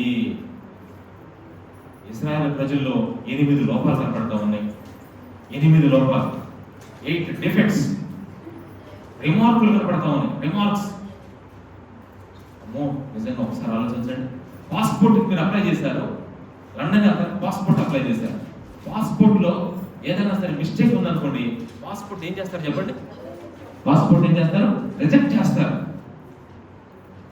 కొన్ని కరెక్షన్స్ ఉంటే పాస్పోర్ట్ రిజెక్ట్ చేస్తారు. అప్పుడు నీకు ఎలా ఉంటుంది? ఎంత బాధేస్తావు కదా, ఎంత బాధేస్తావు. 2025 సంవత్సరంలోకి ఎంటర్ అవుతున్న నీ జీవితంలో 2024లో లోపాలు పెట్టుకొని వాటిని సరి చేసుకోకుండా, వాటిని దిద్దుకోకుండా, వాటిని కరెక్ట్ చేసుకోకుండా, వాటిని నిజంగా మార్క్ చేసుకోకుండా, వాటిని రౌండ్ అప్ చేసుకొని వాటిని సరి చేసుకోకుండా వెళ్ళిపోతామా? ఆలోచించండి. అందుకే ఈ రోజు 3 ప్రశ్నలు ఏంటి తెలుసా? ఇశ్రాయేలు ప్రజలు చేసిన లోపాలు, వాటి వల్ల వచ్చిన నష్టాలు, నెక్స్ట్ మరి చేయవలసిన పనులు ఏంటి, చేయకూడదు ఏంటి, ఈ 3 ప్రశ్నలు చెప్తాను ఈ రోజు. లోపాల విషయంలో చేయవలసినవి ఏంటి, చేయకూడదు ఏంటి. రెండో ప్రశ్న, మూడో ప్రశ్న, 5-6 ప్రశ్నలు మళ్ళీ చెప్తాను. చెప్పే ముందు ఇప్పుడు 4వ ప్రశ్న విందాం జాగ్రత్తగా. 4వ ప్రశ్నలో తప్పుల తడక ఇశ్రాయేలు ప్రజలు. నేను అనుకున్నాను, ప్రభువా ఎట్లాంటి ప్రజలుగా ప్రభు నువ్వు నూతన క్రియ చేయబోతున్నావు? దేవుడు ఇదిగో నేను ఒక నూతన క్రియ చేస్తున్నాను. అది ఎటువంటి వారి కోసం అంటే లోపపు ఇష్టమైన జీవితం కలిగిన వాళ్ళకి దేవుడు ఇచ్చాడు. ఎంత లోపం అంటే మొదటి లోపం చూస్తున్నప్పుడు చాలా బాధేస్తుంది నీకు. ఏంటో తెలుసా? ఏంటో తెలుసా? ప్రార్థన లేని జీవితం. ఫస్ట్ పాయింట్, అటువంటి జీవితం ప్రార్థన లేని, మొర్ర పట్టడం లేని జీవితం అన్నట్టు. నువ్వు నాకు మొరపెట్టట్లా అసలు. 2024లో దేవుడికి అసలు ఎలా మొరపెట్టావు నువ్వు? మొరపెట్టడం తెలుసా? నిజంగా మొరపెట్టావా చెప్పండి? నిజంగా మొరపెట్టావు నువ్వు? డూప్లికేట్ గా నిజంగా మొరపెట్టడం అంటే ఏంటి? ఆత్మతో, మనసుతో, భారంతో, బాధ్యతగా, ఆత్మలో ఆ భయంకరమైన అధ్యవరంతో నువ్వు ప్రార్థించావా? మొక్కుబడిగా, అలవాటుగా, ఆచారంగా, తూతూ మాత్రంగా ప్రార్థన చేసిన రోజులు లేవంటారా? హడావుడిగా, ఆందోళనతో ఏదో 3 ముక్కలు చెప్పేసి అలా వెళ్ళిపోయిన పరిస్థితులు లేవంటారా? మొదలుపెట్టడం లేదు అంటే రోజు ప్రార్థన చేయాలి. ప్రార్థన చేయని రోజులు ఎన్ని ఉన్నాయి? లాస్ట్ ఇయర్ మొదలు పెట్టని ప్రార్థన అంటే ఏంటి? యేసు ప్రభువా ఇంకో కాలుగుతున్నాడు, సహాయం చేస్తున్నాము, నడుస్తున్నాడు తండ్రి. అది జస్ట్ ప్రార్థన. మొదలు పెట్టడం అంటే తెలుసా? కొంత టైం తీసుకోవాలి, దేవుడితో మాట్లాడాలి, కొన్ని వాక్యాలు తీసుకోవాలి, కొన్ని వాగ్దానాలు తీసుకోవాలి, ప్రభు చెప్పిన మాటలు తీసుకొని పదే ఆ మనవులు మన మనస్సులో నుంచి రావాలి. మన మనస్సులో నుంచి పుట్టకడుల్లా పుట్టాలి. ఆత్మదేవుడు మన ఆత్మ చేత ఆ ప్రార్థన చేయించాలి. మొదలుపెట్టడం అంటే ఒక మాటలు చెప్పాలంటే నీ ఆత్మను దేవుని సన్నిధిలో కుమ్మరించడమే. నీ ఆత్మను దేవుని సన్నిధిలో కుమ్మరించావు. ఎన్ని రోజులు కుమ్మరించావు? లాస్ట్ ఇయర్ చెప్పు. ఒక్క రోజు కుమ్మరిస్తే 4 రోజులు సెలవు తీసుకున్నావు. వారంలో ఒక్క రోజు కూడా సరిగ్గా కుమ్మరించుండవు. అసలు ఎంత చెప్పినా కుమ్మరించావు. అసలు లాస్ట్ ఇయర్లో మొరపెట్టడం ఎంతసేపు పెట్టా చెప్పు నువ్వు? నిజంగా ఎంత మనం లోపగలిగిన వాళ్ళము. అసలు ఏమాత్రం మొరపెట్టావా సరిగ్గా? బైబిల్ ఏం చెప్తుంది? ఎడతెగగా మొరపెట్టమన్నాడు దేవుడు. అమ్మో, మరి నిజంగా మనలో ఎంత లోపం ఉంది చెప్పండి. ఒక విధంగా చెప్పాలంటే మొర్ర పెట్టుట అనే జీవితం మనం లేనివాడు. అది నిజంగా ఎంత లోపం తెలుసా? పెద్ద లోపం అది. నువ్వు ఎన్ని మిస్టేక్ చేసినా మొర్ర పెట్టే అనుభవం ఉండాలి ఖచ్చితంగా. అందుకే ఇంకా మొట్టమొదటి నేనేం రాస్తున్నానంటే ప్రార్థన జీవితం లేదు. ఇది ఎంత అసలు ఒక విశ్వాసికి ప్రార్థనా జీవితం లేదు అంటే అది ఎంత లోపం చెప్పండి. ఆ లోపం నేను అంతకుముందు కూడా మీకు చెప్పా, గుర్తుందో లేదు. అంతకుముందు ఇతడు విశ్వాసి, ఇతడు యేసు ప్రభువును నమ్ముకున్న వ్యక్తి అని ఎలా గుర్తిస్తాం అతన్ని? ఒకసారి ఏంటి చెప్పండి. వీడు చచ్చినోడు, వీడు బతుకునోడు ఎలా ఐడెంటిఫికేషన్ చేస్తారు? సచ్చినోడు కాదు. తిట్టాలనుకుంటారే, చా బదులు సాన్ అనుకో తిట్టే. సచ్చినోడా అని తిట్టు, నేను సాన్ చచ్చినోడు అన్న అంటే చచ్చిపోయిన వ్యక్తి, ఇతడు బ్రతికిన వ్యక్తి. ఎలా మీరు ఐడెంటిఫికేషన్ చేస్తారక్క? ధనలక్ష్మక్క చిన్న చెప్పండి ఒక పాయింట్. వెంటనే ఏం చేస్తారంటే ఫస్ట్ వెంటనే వేడి తీసుకెళ్ళి ముక్కు దగ్గర పెడతారు. నెక్స్ట్ అదే చేయి తీసుకెళ్ళి నాడి పట్టుకుంటా. డాక్టర్ గారు వచ్చారు కొండా స్వామి దగ్గరికి. వచ్చి ఈ పట్టుకొని వెళ్తున్నానికి వెళ్ళిపోయాడు. ఏం మాట్లాడుకుని వెళ్ళిపోయాడు. ఇదేంద్ర మాట్లాడుకుని వెళ్ళిపోతాడు. ఇదేంద్ర అంటే ఏం మాట్లాడమాట అన్నాడు అంతే. చూసారా ఆశ్చర్యంగా? అదేంటి ఇక్కడ మరి ఇక్కడ ప్రెజర్ వస్తుందంట, కొంచెం ఇట్లా వస్తుందంట అంటే అక్కడ కాదు కావాల్సింది ఇక్కడ ఇది లేదు. మా మామయ్య కూడా కోటెడ్ రెండో మామయ్య హాస్పిటల్లో బ్రహ్మాజీ హాస్పిటల్ చనిపోయినప్పుడు ఆయన నిద్రపోయాడు తెలుసా? అన్నీ ఉన్నాయి, అంత వెంటిలేషన్ కూడా పెట్టారు. ఆయన అంతా అయిపోయింది, ఆయన చనిపోయాడు. చనిపోయిన తర్వాత ఆయన ఇది మాత్రం ఏముంది తెలుసా? శ్వాస వస్తాను ఉంది ఇట్లా ఈయన చనిపోలేదు అంటాను నేను. వెంటనే డాక్టర్ వచ్చి పెట్టి అయిపోయాడు అన్నారు. కారణం ఏంటంటే ఆ వెంటిలేషన్ యొక్క ఆక్సిజన్ ఉంటుంది కదా, అది లోపలికి వెళ్ళి కొంచెం ఉంటుంది అంట. అది లోపల అది నాకు తెలియదు. విచిత్రమైన విషయం ఏంటంటే ఇతడు బ్రతికినోడు చచ్చినోడు అని చెప్పేసి ఊపిరి. నిజంగా చూడండి, ఈ వ్యక్తి విశ్వాస జీవితం, చచ్చిపోయిన విశ్వాస జీవితం, బ్రతికిన విశ్వాసి, మంచి విశ్వాసి అంటే ఐడెంటిఫికేషన్ ఏంటి చెప్పండి? ప్రార్థన. చూసారా, మనం చూడాల్సింది తెలుసా? ప్రార్థన, మొరపెట్టుట. నీవు ఎంతసేపు మొరపెడుతున్నావు అనేది చూసినప్పుడు అర్థమైపోతుంది నీ ఆత్మీయ జీవితం క్లియర్గా. నేను అసలు మొరపెట్టట్లేదు అన్నామంటే ఆటోమేటిక్గా దేవుడు అంటాడు మీతో, ఇశ్రాయేలు ప్రజలారా, నా ప్రజలారా, నా బిడ్డలారా, నేను ఒక నూతన క్రియ చేయబోతున్నాను, నువ్వు మొరపెట్టవా ఈ సంవత్సరం కూడా? పోయిన సంవత్సరం అంతా మొరపెట్టకుండానే కాలయాపన చేసావు, అటు ఇటు తెగ తిరిగావు. మరి ఈ సంవత్సరం మొరపెట్టవా? నువ్వు సరి చేసుకో నీ ప్రార్థనా జీవితాన్ని, నీ ప్రార్థన గోడలను సరి చేసుకో. చాలా ఇంపార్టెంట్ గా ఈ గోడలను సరి చేసుకోవాలి. ఒకటి, ప్రార్థన జీవితము లేదు అంటే ప్రార్థన లేని జీవితం మొదటి లోపం. రెండో లోపం చూడండి, రెండో లోపం విసిగితివి. ఏ విషయాన్ని విసిగాడంట? ఆ పాయింట్ చదివితే మీకు అర్థమైపోవాలి. పాయింట్ చదవండి, అది రెండో లైన్. ఇశ్రాయేలు నన్ను గూర్చి విసిగితివి అంటే అర్థం తెలుసా? రెండవది ఏం లోపం అంటే దేవుని పని చేయని జీవితం. దేవుని పని చేయని జీవితం. ఒకటి, ప్రార్థన లేని జీవితం. రెండు, దేవుని పని చేయని జీవితం. హలో, ఎక్కడున్నారమ్మా? ప్రార్థన జరుగుతుంది, వస్తున్నారా? అయ్యందని పాతాకు ప్రార్థన, మమ్మల్ని నిద్రపోనిరా. హలో, ఎక్కడున్నారు? ఇక్కడ అంతా అస్తవ్యస్తం ఉందమ్మా, వచ్చి మందిరం అంతా చక్కగా గొడవాలంటే డబ్బులు పెట్టి ఎవరు పెట్టుకోకూడదా? దీన్ని ఏమన్నా చెప్పండి? దేవుని పని అంటే ఏమైపోయింది చెప్పి నీకు? మొన్నగా 28వ తారీఖు భోజనాలు పెట్టారు, మళ్ళీ ఫస్ట్ తారీఖు భోజనాలా పెట్టాలి? అవసరమైతే వారం కాదు, అవసరం 5 వారాలు పెట్టాలి అవసరం అనుకుంటే. చెప్పండి, నేను 28వ తారీఖు అందరికి భోజనాలు పెట్టాం అవసరమా కాదా? ఆ తర్వాత రేపు ఫస్ట్ తారీఖు అవసరమా కాదా? అంతా ఎందుకమ్మా ఎట్లా అంటా ఉంటా? విసిగిపోతున్నావా? ఎప్పుడు అడుగుతుంది అదే. నిజంగా ఒక్కోసారి మన ఇంట్లో ఫంక్షన్ పెట్టుకున్నప్పుడు వారం రోజులు పెడుతున్నావే, ఆకలిలో విసిగిపోవట్లేదు. మనం రోజు మనం తింటున్నాం, ఇంట్లో మన ఫ్యామిలీలో రోజు భోజనాలు చేసుకుంటామే. ఆలోచించండి. అందుకని దేవుని పని చేయని జీవితం, దేవుడు అంటే దేవుడి పనులంటే ఏమైపోతుంది? ఇంట్రెస్ట్ అయిపోతుంది. ఇంట్రెస్ట్. కొంతమంది ఇక్కడికి వచ్చిన వాళ్ళు ప్రార్థన వాళ్ళ హస్బెండ్ని కొంతమందిని అడిగితే వాళ్ళు ఏమన్నారు చెప్పండి? అంతసేపు అలా కూర్చోలేరు అంటారు.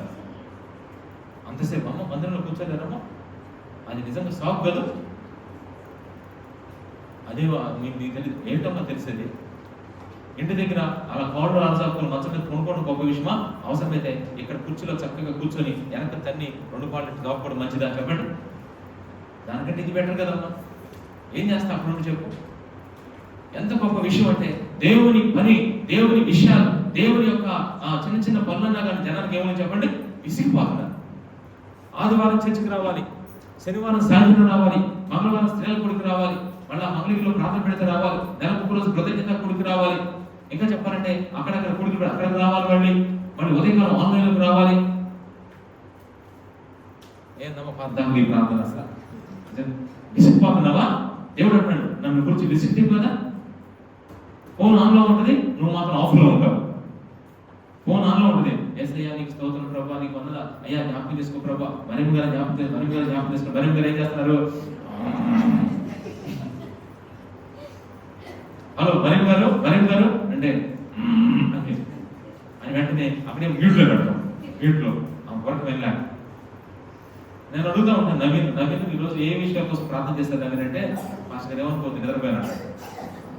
ఏ విషయం కోసం ప్రార్థన చేయాలని తెలుసుకోవడం కోసం ఫోన్ చేస్తే నవీన్కి 2 సార్లు ఏమన్నాడు తెలుసా? నిద్రపోయాను అన్నాడు. అరే అంటే ఎందుకు వచ్చింది నిద్ర? చూస్తారు విసుగు. చూస్తారు. అందుకే దయచేసి ఇది 2వ లోపం. నువ్వు ఏ విషయం చేస్తే పొద్దుగుక్కులు చేసుకునే పనే, పొద్దుగుక్కులు చేసే పనే విసుకుతున్నామా? పిల్లలకు రెడీ చేస్తున్నాం, స్కూల్స్ పంపించి విసుకుతున్నారా? విసుక్కుంటున్నారా? అలాగే దేవుని పని విషయంలో కూడా మనం ఏం చేయకూడదు చెప్పండి? విసుక్కోకూడదు. 2వ పాయింట్ అంటే దేవుని ఆ పని చేయని జీవితం. నెక్స్ట్ 3వది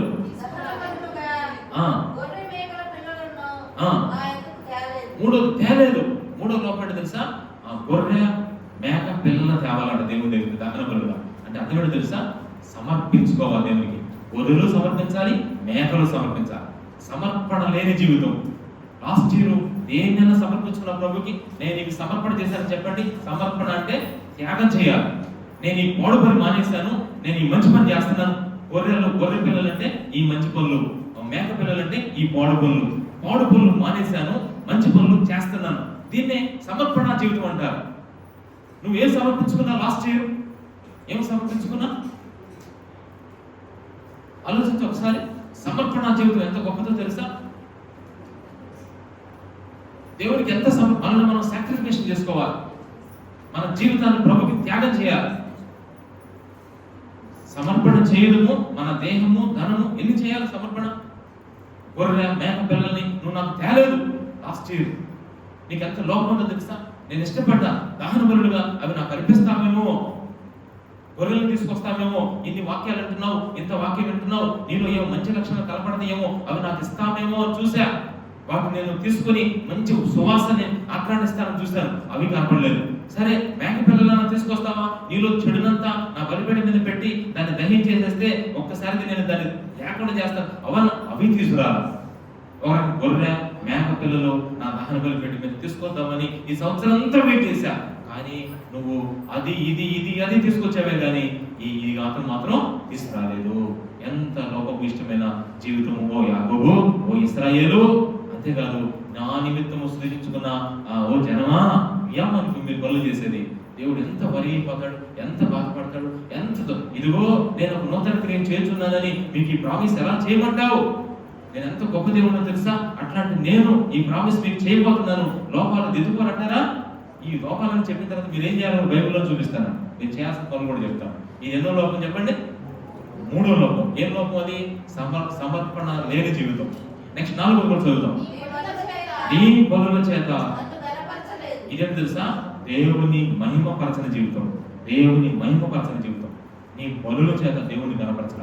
నువ్వు ప్రార్థన చేస్తే ఎప్పుడు నిద్రపోతా ప్రార్థన చేసేదాన్ని. నీ ఆరాధన, నీ స్తుతులు, నీ కృతజ్ఞతలు, నీ విజ్ఞాపనలు, నీ యాచనలు అసలు ఏమన్నా దేవునికి బాగున్నాయా? అవి దేవుని కనపరిచేటట్టున్నాయా? నీ కానుకలు దేవుని కనపరిచేటట్టున్నాయా? నువ్వు కానుకలు ఇస్తున్నావు, దేవుని నీ బలులు ఎలా ఉండాలంటే అవి మనుషులకు కనబడవాలని కాక రహస్యమందు చూచు నీకంటే నీకు రహస్యంగా ఇచ్చే ప్రతి కానుక దేవుని ఏం చేస్తా చెప్పు? ఆయన దేవుని మహిమపరిచే కానుకలు. నీ కుడి చేతితో చేసేది ఎడం చేతి తెలియకూడదు. అక్కడ బందీగా ఎలా అంటే అలా క్రమముగా మర్యాదగా దేవుని మహిమపరిచేదిగా ఉండాలి మన కానుకలు. దేవుని మహిమపరిచేగా ఉండాలి మన యొక్క అర్పణలు. దేవుని మహిమపరిచేగా ఉండాలి మన ప్రార్థనలు. మనం ప్రేమించే ప్రేమ దేవుని మహిమపరిచేదిగా ఉండాలి. మనం తీసుకుంటున్న సంతోషం దేవుని మహిమపరిచేదిగా ఉండాలి. అందుకంటాడు ప్రభు, దేవుని మహిమపరచని జీవితం నీ బలుల చేత నన్ను కనపరచలేదు. అదే అన్నమాట. అంటే 4వది దేవుని మహిమపరచని జీవితం లోకం కాదంటారా? దేవుడు అన్నాడు, నిజంగా నన్ను మహిమపరచాలి మీరు అన్నారు. దేవుడు ఎంత గొప్ప కార్యం చేశాడా? ఇది 4వది. నెక్స్ట్ 5వది. నా నిమిత్తము సువాసన కలిగిన లవంగపు చెక్క నీవు రోకలిచ్చి కొనలేదు. దీని అర్థం ఏంటి తెలుసా? దేవుని కొరకు రోషం కలిగిన జీవితం జీవించాలి మనం. లాస్ట్ ఇయర్ లవంగపు చెక్క, లవంగం నోట్లో వేసుకుంటే ఎలా ఉంటుంది? అది కరెక్ట్ చెప్పారు మీరు. కానీ సువాసన వస్తారా?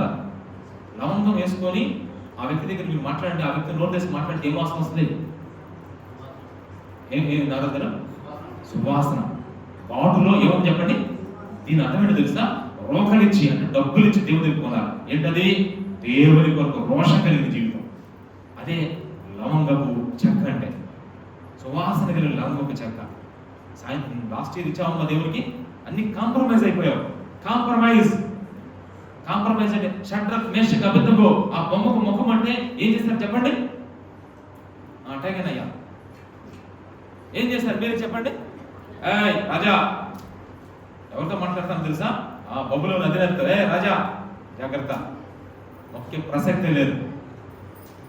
అంత డేరింగ్ అమ్మా. దేవుని కొరకు రోషం. ఏలియా ప్రజలు పాపం చేస్తుంటే రోషంతో ప్రార్థన చేశాడు. వద్దు ప్రభా, అసలు వర్షాలు వద్దాయి, మూసేయి అన్నాడు. అంతే 3.5 సంవత్సరాల వర్షాలు క్లోజ్. రోషంతో ప్రార్థన చేస్తే ఒక ఎద్దును కట్ చేసి అక్కడ పెడితే, రోషంతో ప్రార్థన చేస్తే పరలోకం నుంచి అగ్ని దిగి ఆ ఎద్దును ఏం చేసి చెప్పండి? అందుకని రోషం కలిగిన ప్రభు, నేను ఎవరి సన్నిధిన నిలబడి ఉన్నానో తెలుసా? నిజంగా మన జీవితాలు ఏంటమ్మా అసలు పౌరుషం కలిగి ఉండాలి, మగస్థితి కలిగిన బ్రతుకులుగా ఉండాలి మనకి. పట్టుదలతో యాకోబు కూడా ఎంత రోషంగా జీవించాడు, బైబిల్లో భక్తులు ఎంత రోషంగా జీవించాడు. లాస్ట్ ఇయర్ దేవునికి సువాసన ఇచ్చే లవంగపు చెక్కలు మీ దగ్గర ఏమన్నా సంపాదించుకున్నారా? ఒక లవంగాలు ఉన్నాయి చాలా ఇంట్లో, ఇన్ని ఉన్నాయి. పద్నాలుగు చికెన్ ఉన్నప్పుడు వేసేట బాగా అభిగిసి అయ్యేవారు కావాలమ్మా. ప్రభు కొరకు రోషం కలిగిన జీవితం లాస్ట్ ఇయర్ జీవించారమ్మా మనం చెప్పండి. ఎక్కడికక్కడ కాంప్రమైజ్ అయిపోయాం. వద్దమ్మా, ఎందుకు అది దయచేసి గమనించి. ఎంత లోపం ప్రభా, నీ కొరకు, నీ న్యాయ విధుల కొరకు, నీ కట్టడల కొరకు, నీ ఆజ్ఞల కొరకు ఏంటి ప్రభా, నాకు రోషం లేదయ్యా. నాకు నిజంగా ఒక చిన్న ఆజ్ఞలో తప్పిపోతే నాకేం ఏం ఏం రావాలి చెప్పండి. ముక్కు మీద 3 గంటలు ఇక్కడ చాలా మందికి ఒక మాట అంటానికి లేదు. మన వాళ్ళని ఒక మాట అంటే అసలు మేము బతుకుతామమ్మా అని చూడండి. పాస్టర్ చూస్తారా అసలు ఈ సంవత్సరం ఎట్టుండదో? 2024 చూస్తారు తొక్కివే, 2020 చూడండి మా పౌరుషం చూస్తారు అసలు. ఒక్క మాట. ఒకసారి జార్జ్ ముల్లర్ గారి దగ్గరికి ఒక ఆయన వచ్చాడంట. వచ్చి ఇలా అన్నాడంట, బ్రదరు అసలు మీ పరిచర్య ఇంత చక్కగా వెళ్ళిపోతుంది, బాగా అభివృద్ధి అయిపోతుంది, అసలు ఏంటి రహస్యం అని అడిగారంట. అడిగితే అప్పుడు జార్జ్ ముల్లర్ గారు అనంట, రా కూర్చో అని చెప్పేసి, నాకు తెలుసు 1900 పలానా సంవత్సరం చెప్పి, పలానా డేట్ చెప్పి, పలానా నెల చెప్పాడంట. పలానా సంవత్సరం, పలానా నెలన, పలానా డేట్న నేను చచ్చిపోయాను అన్నాడంట. జార్జ్ ముల్లర్ గారు ఏం చెప్పారు చెప్పండి? పలానా సంవత్సరం, పలానా నెల, పలానా డేట్లో నేను చచ్చిపోయాను. అదే చచ్చిపోయి బతికి ఉన్నారంటే నా అభిరుచులకి, నా అలవాట్లకి, నా ఆశలకి, నా కోరికలకి నేను చచ్చిపోయాను. ఇప్పుడు జీవించుతున్న ఈ జీవితము నా ప్రభు రోషం కలిగిన వాడు, ఆ రోషం కలిగిన జీవితం జీవించిన ఆ దేవుని కొరకు పౌరుషం కలిగి జీవిస్తున్నాను. అందుకే ఈ పరిచర్య ఎంత అభివృద్ధి అయిపోతున్నాను అన్నమాట. నాకు ఆ మాట చదివినప్పుడు అసలు ఈ సంవత్సరం పౌరుషం కలిగి ఉండాలనిపిస్తుంది. ఆ రకం ఎంత తప్పు చేశాను ప్రభా, లాస్ట్ ఇయర్ ఎంత కాంప్రమైజ్ అయిపోయానయ్యా, ఎంత రోషం లేని బ్రతుకు ప్రభా నాది. ప్రభు కొరకు రోషం లేని బ్రతుకు నీది ఒక బ్రతికేనా? ఎవరన్నా మాట అంటే అసలు నువ్వు ఓర్చుకుంటామా? అసలు నేను నిజంగా 4 మాటలు నీ ఊర్లో తిరగాలి ఎవరన్నా నేను? దయచేసి ఆ రోషాలు మానండి. జార్జ్ ముల్లర్ గారిని ఎవరైనా ఒక మాట అంటే అసలు మాట్లాడేవాడు కాదండి. అసలు తాను తగ్గించుకునేవాడు. మనం ఈ సంవత్సరం మౌనంతో సమాధానం చెప్పాలి. ఉదాహరణకు ఒక 2 వ్యక్తులు వచ్చారు. ఒక ఆమె నేను బాగా తిడుతుంది, అట్టాగే నుంచో అట్టాగే ఆమె తిడతా ఎంతసేపు తిడుతాం? మహా తిడితే ఎంతసేపు తిడుతుంది? సుమారుగా అనండి అరగంట అయినా మీరు మాట్లాడదు. ఆ తర్వాత ఏం చేస్తుంది చెప్పండి? గంట సేపు తిడుతుంది అయినా మీరు కాంపమండి మామూలుగా ఉన్నారంతే. ఆ గంట తర్వాత ఏం చేస్తుంది చెప్పండి? ఇప్పుడు చెప్పండి, ఆమె గొడవను నువ్వు జయించినట్ట కాదా? దేనితో జయించావు? మౌనంతో. చూస్తారా? ఆ మౌనంగా ఉండటం చూసేవాళ్ళకి ఏమంటుందంటే చేతులు గాజులు దొడుకున్నట్టు ఉంటుంది. గాజులు కాదు, దేవుని కొరకు రోషంగా బ్రతికి జీవితం అంటే అదే. దేవుని కొరకు నిజంగా దేవుని నిమిత్తం ఎవరన్నా ఒక మాట అంటే నువ్వు తగ్గింపగలిగి రోషం లేకుండా తగ్గించుకు నిన్ను నువ్వు చచ్చినట్టు లాగా ఉండటమే రోషం కలిగిన జీవితం అంటే. మనం బతుకునడం కాదమ్మా. బైబిల్లో పౌలు గారు ఏమో తెలుసా? నేను క్రీస్తుతో కూడా సిలువ వేయబడి ఉన్నాను, నేను క్రీస్తుతో కూడా చచ్చిపోయాను. ఇక నేను బ్రతికిన దేనికోసం తెలుసా? ఇక నేను యేసయ్య కోసం జీవిస్తున్నా. కొట్టుకోండి, చంపితే చంపండి, లాక్కుంటూ. అబ్బా ఎన్ని శ్రమలమ్మా పౌలు గారు. దేవుని కొరకు రోషంగా బ్రతుకుదాం. లాస్ట్ ఇయర్ 2024లో నువ్వు నిజంగా దేవుని కొరకు రోషంగా బ్రతికావా? మనకి దేవుడు మన స్వభావంలో కొన్ని ఉన్నాయి, రోషాలు ఉన్నాయి. రోషానికి ఏమి లేదు తక్కువ. అది ప్రభుని అనుకున్నాం కానీ ఒక్కొక్కరిని చూస్తే భయం వేస్తున్నాం. మన నిజంగా ఒక మాట అంటానికి లేదు అసలు. ఎవరన్నా ఒక మాట అంటామా నిజంగా? అదేమంటే ఎట్లా అంటారు? మిమ్మల్ని అంటే మీరు ఊరుకుంటారు. ఫస్ట్ చెప్పండి, మీరు మాట చెప్పండి. నా లెక్క దేవుడికి చెప్పుకుంటారు లేక మీ లెక్క చెప్పండి ఫస్ట్. ఒక్క మాట అంటాను కొందాం. ఎవరన్నా ఈరోజు బుజ్జి గారు ఒక మాట అనగలమా? కృష్ణకుమార్ గారు ఒక మాట అనగలమా? చెప్పండి. అని చూడండి ఫస్ట్ గారు, మాకు తెలుస్తుంది కదా ఎందుకు మీరు అట్లా ఉంటారు. చూద్దాం 2020 చూద్దాం. మీ రోషం ఎంతో, మీ పౌరుషం ఎంతో చూపించుకుందాం. ఇక్కడ దేవుని కొరకు రోషం, ఆయన నిమిత్తం లవంగపు చెక్కలు మన దగ్గర ఉండాలి ఖచ్చితంగా. ఇది ఎన్నో జీవితం అంటే 5 లోపమే కదా. అది లేకపోతే తర్వాత నీ బలి పశువుల కొవ్వు చేత, చూసారా? నీ బలి పశువుల కొవ్వు చేత 6వది అంటే అంటే దేవుడిని తృప్తిపరచని జీవితం. నీ బలి పశువుల కొవ్వు చేత. ఇది ఎన్నో పాయింట్ రాసింది? 6వ పాయింట్. అంటే అర్థం ఏంటో తెలుసా? నేను అర్థం చెప్తాను చూడండి. నీ బలి పశువుల కొవ్వు అంటే అర్థం తెలుసా? నువ్వు ప్రార్థన చేస్తున్నావు, నువ్వు ప్రార్థన చేస్తున్నప్పుడు మోకరించావు, కానీ ఆశ్చర్య విషయం చెప్పనా, నీ ప్రార్థనలో కొవ్వు కనపట్ల. ఏం కొవ్వు? పశ్చాత్తాపం లేదు, మారు మనసు లేదు, తగ్గింపు లేదు. సుంకరి ప్రార్థన చేయడానికి వెళ్ళాడు, పరిసయుడు ప్రార్థన చేయడానికి వెళ్ళాడు. ఇద్దరు దేవునికి బలి పశువులు కొవ్వు ఇవ్వడానికి వెళ్ళారు. కానీ ఎవరు ప్రభు దేవుడిని తృప్తిపరిచింది? సుంకరి ప్రార్థన చేసినప్పుడు సుంకరి ప్రార్థన ఏముంది? చిన్న ప్రార్థనే, దేవా ఆవినైన నన్ను కనికరించయ్యా. అబ్బా, ఆ ప్రార్థనలు ఏమని చెప్పండి? దేవుడు కోరుకున్నామని, దేవుడిని తృప్తిపరిచేవి ప్రార్థనలో ఉండాలి. అహంకారం కనపడుతుంది, గర్వం కనపడుతుంది, కంప్లైంట్స్ కనపడుతున్నాయి. ఆమె కంటే నేను చాలా గొప్పవాడు ప్రభా, ఆ ముఖం చూడ ఎప్పుడు నాకైతే ఎన్ని కార్యాలు ఇస్తా, ఆమె ఒక కార్యం ఉండేది ప్రభా, అసలు ఆమె బ్రతుకులను బ్రతుకుతాయా నాకు ఎట్లా చేస్తున్నావు ప్రార్థన అంటే ఎంత అహంకారం ఉందామా నీలో? దేవుడు తృప్తిపరచదు. నిన్ను నువ్వు నల్లగొట్టుకోవాలి, నిన్ను నువ్వు తగ్గించుకోవాలి, నిన్ను నువ్వు బెండైపోవాలి. అంతే, బెండైపోయి నిజంగా ఆ సుంకరు అడిగినట్టుగా మనం అడిగితే ఆ బలి పశువుల ప్రభు అంటే నువ్వు చేసే ప్రార్థనలో సరైన ఎసెన్స్ కనపట్ల. ఆ కన్నీళ్ళు ఏమైపోయినాయి, ఆ పశ్చాత్తాపం ఏమైపోయింది, ఆ మౌనమాసం ఏమైపోయింది, అసలు ఇవన్నీ ఈ లక్షణాలు ప్రభు కోరుకునే లక్షణాలు ఏమైపోయినాయి? ఆయన కోరుకునే లక్షణాలు మన బలి పశువు పువ్వులో ఉంటే ఖచ్చితంగా ఆయన వెంటనే రియాక్ట్ అయ్యారు. అదే దేవుడు తృప్తిపరుస్తాం. దేవుడు తృప్తిపరచు. ఆలోచించండి, దానియేలు ప్రార్థన చేస్తే 21 రోజులు ఉపవాసం ప్రార్థన చేస్తే పరలోకం నుంచి దేవుడు వెంటనే రెగ్యులర్ పంపించాడు. ఎందుకు తెలుసా? దానియేలు ప్రార్థన దేవుడికి ఎంత అంగీకారమో తెలుసా? ఎందుకంటే దేవుడు ఉద్దేశం దాంట్లో ఉన్నాయి అన్నమాట. అందుకే మన ప్రార్థన ప్రభు చిత్తాన్ని, అందుకోసారి మనం ప్రార్థన చేస్తాం, ప్రభు చిత్తమే కనపడదు, దాంట్లో అంతా మన చిత్తమే కనపడదు. మన చిత్తం పెట్టుకుని మనం ప్రార్థన చేస్తాంటే దాంట్లో దేవుడికి నిజంగా తృప్తి ఉంటుందమ్మా? ఎప్పుడు పొద్దున్నే ప్రార్థన, ఎప్పుడు నాది నేను అది వీధి అని చెప్పేసి లిస్ట్ అంతా తిరుగుతాం బయటకు. అలా కాకుండా ఈ లాస్ట్ ఇయర్ అంతా అట్లాగే చేసాం. వద్దు ప్రభా, ఇక నేను అలా చేయనయ్యా, మార్చుకుంటాను ప్రభా. ఇది లోపం నిజంగా. ఇప్పటికి దగ్గర 6 విషయాలు చెప్తున్నాం. ఏ లోపాలు కనపడుతున్నాయి? ప్రార్థన కనపడి మొరపెట్టడానికి కనపడలేదు. రెండోది దేవుడు పనిచేసే విషయంలో విసిగిపోతున్నాం. మూడోది సమర్పణ అనేది కనపడలే, అసలు సమర్పణ జీవితమే కనపడల. ఏందో అంత కుదిరితే వస్తున్నారు, కుదరకపోతే రారు సార్. అదే ఈ రాత్రి ఏదన్నా మీకు ఇంపార్టెంట్ పని ఉంటే ఏదో అమ్మాయి దగ్గరికి వెళ్ళాలంటే వెళ్ళిపోయి వస్తారా? మరి అది మార్పులు కూడా రావాలి. ఎట్లా వస్తారో చెప్పండి అమ్మ. మనం అది ఆర్చుకొని తీర్చుకొని కూర్చుకొని ఇంకా చెప్పండి అన్ని క్లియర్గా ఉంటే అనుకూలంగా ఉంటే వస్తాను పాస్టర్ గారు, వస్తాను అని చెప్తున్నాం అన్నమాట. నిజంగా చూసారా?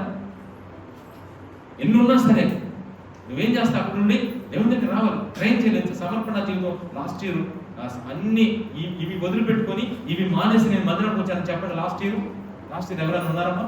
ఎన్ని పనులు ఉన్నాయని నాకు, ఎన్ని పనులు కూడా పక్కన పెట్టుకొని వచ్చానని చెప్పండి. ఒకవేళ లేకపోతే కొన్ని ఉంటే అవి లోపమే నీకు నిజంగా అని చెప్తాడు అన్నమాట. సమర్పణ లేని జీవితం. తర్వాత దేవునికి మహిమకరంగా జీవించిన జీవితం. అంతేకాదు ఆ దేవుని కొరకు రోషం లేని జీవితం. అంతేకాదు దేవుని తృప్తిపరచలేని జీవితం. ఈ ప్రాంతంలో సరైన కనపడలేదు. తర్వాత అమ్మో, చూసారా ఎన్ని పాపాలు ఎన్ని పాపాలు చేసుకుంటావు లాస్ట్ ఇయర్ చెప్పండి. సుమారుగా ఎన్ని పాపాలు సుమారుగా చెప్పండి. ఉదాహరణకు అడుగుతూ ఉంటాను మన యొక్క అది సుమారు చెప్పమ్మా, నువ్వు ఎన్ని పాపాలు చేసుకుంటావు? జనరల్ ఏ పాపాలు అడగట్లేదు మనం, ఎన్ని పాపాలు అడుగుతాం చెప్పొచ్చు కదమ్మా. సుమారుగా ఏం చేస్తుంటారు జనరల్గా? చెప్పాలంటే భయం వేస్తుంది. చూసారా? చాలా చేశాను అంకుల్ అంటాడేమో భయం వేస్తున్నాం నాకు. ఇక చెప్పకే చెప్తున్నా, చాలా చేశాను. ఇలా చెప్పుకుంటూ పోతే ఎన్నో పాపములు చేసి మూట గడితిని, ఎన్నో దోషములు చేసి దోషినైతిని. ఎన్ని పాపాలు చెప్పండి? ఎన్ని పాపాలు? ఎన్నెన్నో. ముందు ఎన్నో మేలు చెప్పడానికి వస్తున్నాగా అగు ఎన్ని పాపాలు చెప్పు. మేలు చెప్పడానికి వస్తారు కదా సాక్షి చేయడానికి. ఆగు అసలు ఎన్ని పాపాలు చెప్పండి. రాత్రంతా పట్టుద్ది. ఇక మేలు లేవు, ఏమి లేవు. ఇట్లాంటి వ్యక్తిగా నేను ఒక నూతన క్రియ చేస్తానని చెప్తున్నాను. ఎంత గొప్ప ఇష్టం. ఇప్పుడు ఈ మాట చదువుకున్నాం. ఎన్నో పాయింట్ ఇది? దేవుడిని విసిగించదు. ఎంత విసుగం. మీ పిల్లలు మాటికి పాపం చేస్తున్నారు అనుకోండి, ఏమనిపిస్తుంది మీకు? ఒక్క మాట చెప్పండి తల్లిదండ్రులు. ఇక్కడ మీ పిల్లల విషయంలో మీరు విసిగిపోరంటారా? మీ పిల్లలు విసిగిపోయినప్పుడు మీరేం చేస్తారు? ముద్దు పెట్టుకుంటారా? రా నాన్న నీకోసం గ్యారెలు చేశాను, రా నాన్న నీకోసం ఇప్పుడే మంచి చికెన్ చేశాను, ఇదిగో నాన్న 100 రూపీస్ తీసుకుని లేచి ప్యాకెట్ తెచ్చుకోమ్మా అంటారా? ఆ విసిగించినప్పుడు మమ్మీ ఒక 10 రూపీస్ ఇవ్వమంటే ఏంటంటే 10 రూపీస్ గుర్తుతారు అబ్బాయి. ఒకవేళ కృష్ణకుమార్ మనవాళ్ళు ఏదైనా మిస్టేక్ చేస్తారనుకోండి, వచ్చి అంకుష్ అంటాడు, అమ్మమ్మ నాకు ఈరోజు నిజంగా మరి కొత్త బియ్యం వచ్చినాయి అంటారు కదా, పాయసం చేసి పెట్టంటే కొత్త బియ్యం పాయసం చేస్తారా?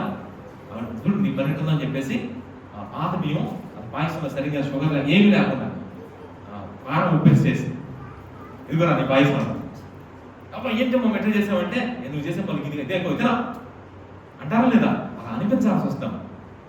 కానీ మీకు ఉన్న ప్రేమతో ఇలా చేయలేకపోతున్నారు, నిజం వాస్తవం. అని ప్రభు నిజంగా మీ పిల్లలు పాపం చేస్తేనే మీరు విసిగిపోతున్నారే. ఎంతమంది మనం ఎంతమంది దేవుడిని విసిగిస్తున్నామో, దేవుడు ఎంత విసిగిస్తున్నాం. మన పాపాలు దేవుడికి ఎంత విసుగు పుట్టిస్తున్నాయో తెలుసా? అసలు నాకైతే నిజంగా ఈ రోజు నేను వేడుకోవాలనిపిస్తుంది తెలుసా? అయ్యా నేను 2025 చూడటానికి నా ముఖం అసలు నోచుకోను ప్రభా, నేను నోచుకున్నాడు కాదయ్యా, నోచుకున్నాడు కాదు. ఎంత లోపం ప్రభా, ఎన్ని పాపాలు చేస్తాను, ఎంత విసుగు తెప్పించాను ప్రభా. దేవుడు విసుక్కుని అన్నాడు ఏంటమ్మో పరిస్థితి ఉంది. అలానే దేవుడు కాదమ్మా నిజంగా. ఇక చివరి లోపం చూడండి, చివరి లోపం చూసారా? ఆయాసపరిచే జీవితం, ఆయాసం. ఒక వ్యక్తికి లోపల నిమ్ముంది, చలికాలం ఆయాసం ఉన్న వ్యక్తి పరిస్థితి ఎలా ఉంటుందో ఆలోచించారు ఎప్పుడన్నా? మా మామయ్య అన్నాడు, మా మామయ్య ఆయాసంతో చలిపాడు. నాతో ఎప్పుడు ఒక మాట అంటాడు, అరే భాస్కరు ఇలా అంటాడు మా మామయ్య, ఏ వ్యాధి అయినా రావచ్చు కానీ ఆయాసం మాత్రం రాకూడదయ్యా, ఇది తట్టుకోలేనయ్యా. ఒక మాట రుబ్బుతూ ఉండేవాడు. మా అమ్మమ్మ అయితే ఒకరోజు కళ్ళనీళ్ళు పెట్టుకొని, అయ్యా వీళ్ళు తొందరగా తీసుకోపోవాలమ్మా ప్రాంతంలో, ఎందుకంటే ఆయన ఆయాసం అసలు ఒక చిన్న 2 అడుగులు వేస్తే అని నొప్పేవాడు. మేమేమో చూడలేకపోయేవాడు, తట్టుకోలేకపోయాము. అసలు అందరూ కోటి చనిపోయాడమ్మా, నిజంగా పోయిందమ్మా, నిజంగా అమ్మో ఆ బాధలు పడలేకపోయాడమ్మా అన్నారు అందరూ. అంత నిజంగా చూడండి, ఈరోజు మనం చేసిన దోష అంత మంచి చేసి కొంచెం పోగొట్టుకుంటున్నాం. 99 పాళ్ళు మంచి చేస్తున్నాం, చిన్నవి దోషాలన్నీ చిన్నవి అనమాట. చిన్న విషయాలు పోగొట్టుకుంటాం. అంత పని చేస్తున్నాం, చిన్న క్రమంలో పోతుంది. చిన్నవే అవి కూడా ఉండడానికి వీల్లేదు దేవుడు చెబుతున్నాడు. అందుకనే ఈ సంవత్సరం అంతా దేవుడిని ఆయాస పెట్టాం, దేవుడిని విసిగించాం, దేవుడిని మహిమపరచలేదు, దేవుడిని గణపరచలేదు, దేవుడికి సమర్పించలేదు, దేవుడి దగ్గర సరిగ్గా ప్రార్థించలేదు, దేవుడి దగ్గర సరిగా పనిచేయలేదు, ఇంకా దేవుడికి సరిగ్గా దేవుడి కోసం రోషం జీవించలేదు. ఏ లోపాలు? మొత్తం 8 లోపాలు చెప్పండి. 8 లోపాలు. ఇప్పుడు ఈ లోపాల వల్ల 2 నష్టాలు వచ్చినాయి అమ్మా. ఏంటో తెలుసా నష్టాలు? చదవండి ఒకసారి. అదే యెషయా గ్రంథం 43వ అధ్యాయం నష్టాలు 2 చెప్తాను చూడండి. చివరి వచనం చదవండి. యెషయా 43 చివరి వచనం. యాకోబును శపించితిని, ఇశ్రాయేలును రోషణ పాలు చేసితిని. 2 నష్టాలు వచ్చినాయి ఇక్కడ. 1 ఏంటో తెలుసా? శపించడం. 2 దోషణ పాలు. ఈ లాస్ట్ ఇయర్ నువ్వు శపించబడిన దానికి తయారయ్యావు. ఇంకా శాపంతో వచ్చేస్తావు 2025కి చెప్పాలి అందరూ. ఓ శాపగ్రస్తమైన పిల్లలారా, వచ్చే సంవత్సరం కూడా అదే శాపంతో వచ్చేస్తారా? చూడండి, మన జీవితాలు 2024 శపించబడిన జీవితాల్లో లేవు. అసలు మనం ఎవరు? ఆశీర్వదింపబడిన వారు. ఇంతకుముందే చెప్పాడు మీరెవరో. ఎవరు మీరు? ఇశ్రాయేలీయులు మీరు. ఇంకా ఏమన్నాడు చెప్పండి? ఆయనకి జనం మీరు. ఇంకా ఏమన్నాడు చెప్పుడు? అసలు ఎంత గొప్ప దేవుడమ్మా మీకు దేవుడు. ఆ 13 పాయింట్లు చదువుకున్నాం కదా, ఆ 13 పాయింట్ ఒక 4 పాయింట్లు చదవండి. 13.4 మనం ఎవరు అనే పాయింట్ చదవండి. యాకోబు, ఇశ్రాయేలు, నా సొత్తు, నీ దేవుడు, ప్రియుడు, చాలు. ప్రియురాలువి, ప్రియుడివి, గరుడివి, కుమారువి, కుమార్తె. ఎట్లాంటి వాళ్ళు ఏమైపోయారో శపించం. యాకోబుని శపించుకుని. అందుకే ఎంత నష్టపోయారు. తినటానికి లేదు, ఉండటానికి లేదు. ఏదన్నా ఒక 10,000 రూపాయలు. నేను మరలా చెప్తున్నా, మరలా ఇక్కడ ఉన్న అందరూ చెప్తున్నా జాగ్రత్త. నేను అందరూ మరలా చెప్తున్నా, రేపు 1వ తారీఖు సాయంత్రం ఫంక్షన్ జరుగుతుంది. ఆ ఫంక్షన్ మీరు ఎవరైనా డబ్బులు ఇవ్వాలనుకుంటే అప్పు చేసి డబ్బులు ఇస్తే మాత్రం జాగ్రత్త. కాబట్టి అప్పు చేసి డబ్బులు ఇస్తే మాత్రం కుదరదు. అప్పు చేసి పప్పు కూడా ఇక్కడ పెట్టదు దయచేసి. మీరు ఇవ్వకపోయినా పర్వాలేదు, దేవుడు ఇస్తాడు ఏదో విధంగా. అప్పు చేసి దయచేసి ఈ మందిరంలో దేవుడి దగ్గర మీరు భోజనం పెట్టదాం. నేను మరీ చెప్తున్నా, మీకు ఏమైనా రోషం ఉంటే బాగా సరి చేసుకుని నెక్స్ట్ ఇయర్ మీ కష్టార్జితాన్ని ప్రభు కొరకు ఖర్చు పెట్టాలి. అది చాలా మంది తీసుకోండి. దేవుడు మేము చెప్తున్నాడు, నేను చెప్పడం కాదు. ఎవరిని అడిగి వాళ్ళని అడిగి వీళ్ళని అడిగి వాళ్ళకి 10,000 అడిగి అవి పెద్ద లగ్జరీ గొప్ప అనుకున్నావు ఏంటి? నువ్వు ఎంత సిగ్గుపడాలని తెలుసా? సిగ్గుతో తల ఈ విధమైన వాతావరణంతోనే 2020కి వెళ్ళిపోతావా?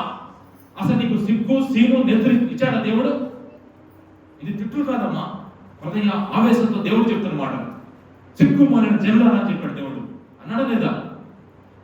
మీరు నిజంగా రోషం అంటే దేవుడికి ఒక రోషం జీవిస్తే ఒక్కళ్ళని అడగను ప్రభా, నేనే ఇస్తాను ప్రభా అని ఛాలెంజ్ తీసుకోండి. ఎలా జరుగుతుందో చూద్దాం. నేను అందుకే మీకు చెప్తున్నా, దయచేసి గమనించాలి. యాకోబు విషయం ఎందుకమ్మా శపించేవాళ్ళు? ఏముంది మన జీవితాలు? ఎన్ని లోపాలు ఉన్నాయి చెప్పండి. సరిగ్గా ప్రార్థన చేయము, ఒక రోజు చేస్తే 2 రోజులు చేయము, 2 రోజులు చేస్తే 4 రోజులు చేయము, 4 రోజులు చేస్తే 8 రోజులు నెల చేయము.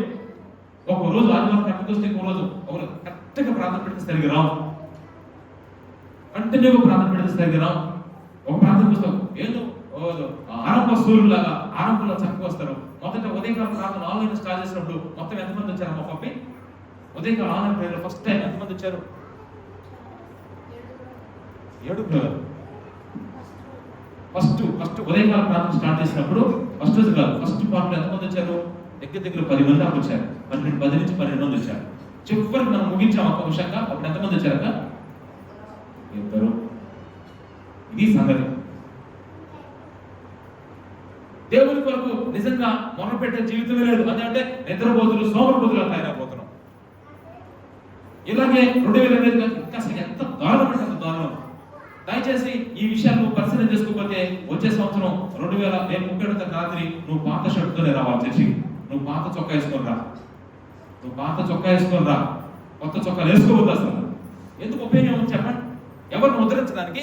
ఎవరికి ఇదేమన్నా ఫ్యాషన్ షో అనుకున్నావు చర్చి? ఇది మందిరం ఫ్యాషన్ షో కాదు. నీ అలంకారాన్ని, నీ చీరలని, నీ సారని అవి ఇవి చూడడానికి ఏదో ఫ్యాషన్ షో దేవుడు పెట్టమన్నా. ఫ్యాషన్ షోకి 30వ తారీఖు వచ్చిందని ఒకే కలర్ డ్రెస్ అది ఇది వేసుకొని ఆడంబరాలు ఆర్పాటాలతో చేసడానికి ఇది దేవుని మందిరం అనుకుంటున్నావా, లేదంటే ఒక ఫ్యాషన్ షో అనుకుంటున్నావా? ఆలోచించుకోవాలి. ఈరోజు ఎట్లాగే నువ్వు 2020 వెళ్ళిపోతే ఎంత సిగ్గుతో తలంచుకోవాలి. మన దేవుడు తల ఎత్తేవాడు కానీ తల దించుకునేటట్టు చేసేవాడు కాదు. రోషంతో బ్రతుకుదాం ఈ సంవత్సరం. ఏంటి ఒక్కొక్కసారి మీ జీవితాలు చూస్తుంటే ఎంత యాకోబుని శపించింది అని చెప్పాడు దేవుడు. అసలు మీకు శాపం దేవుడే ఇచ్చాడు. దేవుడు శపిస్తాడమ్మా సార్? ఎందుకు ఇచ్చాడు శాపం చెప్పా? ఇన్ని లోపాలను శపించడం మరి దేవుని మహిమపరచని జీవితం. దేవుని అసలు ప్రార్థన చేస్తుంటే దేవుడు తృప్తి కలుగుతుందా? పక్కవాడికి కూడా సాటిస్ఫాక్షన్ కావట్లేదు నీ ప్రార్థన. అంత వెక్కసంగా ఉంది. ఎప్పుడు మానేస్తాడా, ఎప్పుడు ఆపేస్తాడా అనిపిస్తుంది ప్రార్థన. అసలు తృప్తి లేదు మనుషులకి. ఇంకా దేవుడికి ఆయన ఏం తృప్తి ఉండదు చెప్పండి?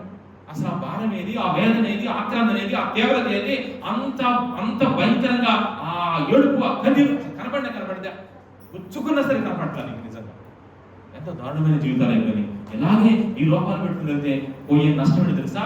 2025 నీకు శాపబద్ధమైన సంవత్సరంగా ఉంటుంది. దేవుడు వార్నింగ్ ఇస్తున్నాడు, జాగ్రత్త. ఎవరికి ఇస్తున్నాడు తెలియదు. రెండోది ఏంటో తెలుసా? రెండోది ఇశ్రాయేలు దోషణ పాలు, నిన్ను అవమానం పాలు చేస్తాడు దేవుడు. నీ బంధువుల మధ్య నువ్వు తల తెచ్చుకున్నట్టుగా అయిపోతావు. జాగ్రత్త.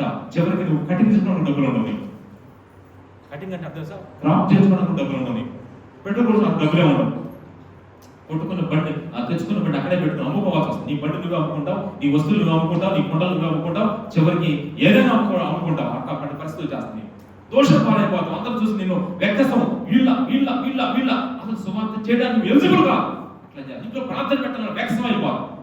దోషణ పాలు అమ్మో ఇన్ని లోపాలు ఉంటే మరి దోషణ పాలు అమ్మా చెప్పమ్మా మరి దేవుడికి అవమానం కాదా? ఏం చేస్తాడు దేవుడు చెప్పండి? అవమానమే. కానీ గుర్తుపెట్టుకోమంటారా? లేదా మీరు తప్పు చేస్తే ఎత్తుకోమంటావా? దేవుడు గుర్తుపెట్టుకుని పాపని ప్రేమిస్తాడే కానీ పాపాన్ని అస్సలు ఒప్పుకోవడం. అది నాకు బాగా తెలుసు. మనం ఎంత గొప్ప ఇష్టమైన వారు. అందుకే మొదటి 4వ ప్రశ్న అయిపోయింది ఈరోజు. ఏంటో తెలుసా? లోపాలు వచ్చే నష్టాలు. 5వ ప్రశ్నకి వెళ్ళిపోవాలి. 5వ ప్రశ్న అయితే నిజంగా మనం ఏం చేయాలి? చేయవలసిన పనులు. ఏదో ప్రశ్న? 5వ ప్రశ్న. చేయవలసిన పనులు 2 పనులు చేయాలమ్మా. 2 పనులు చేయాలి. అవి చక్కగా రాశాడు బైబిల్లో. 43వ అధ్యాయం 26వ వచనం. 43:26. 1 మీరు చేయాల్సిన పని జ్ఞాపకము చేయండి. 2వ పని కూడా చూద్దాం. కంటిన్యూ చేయండి.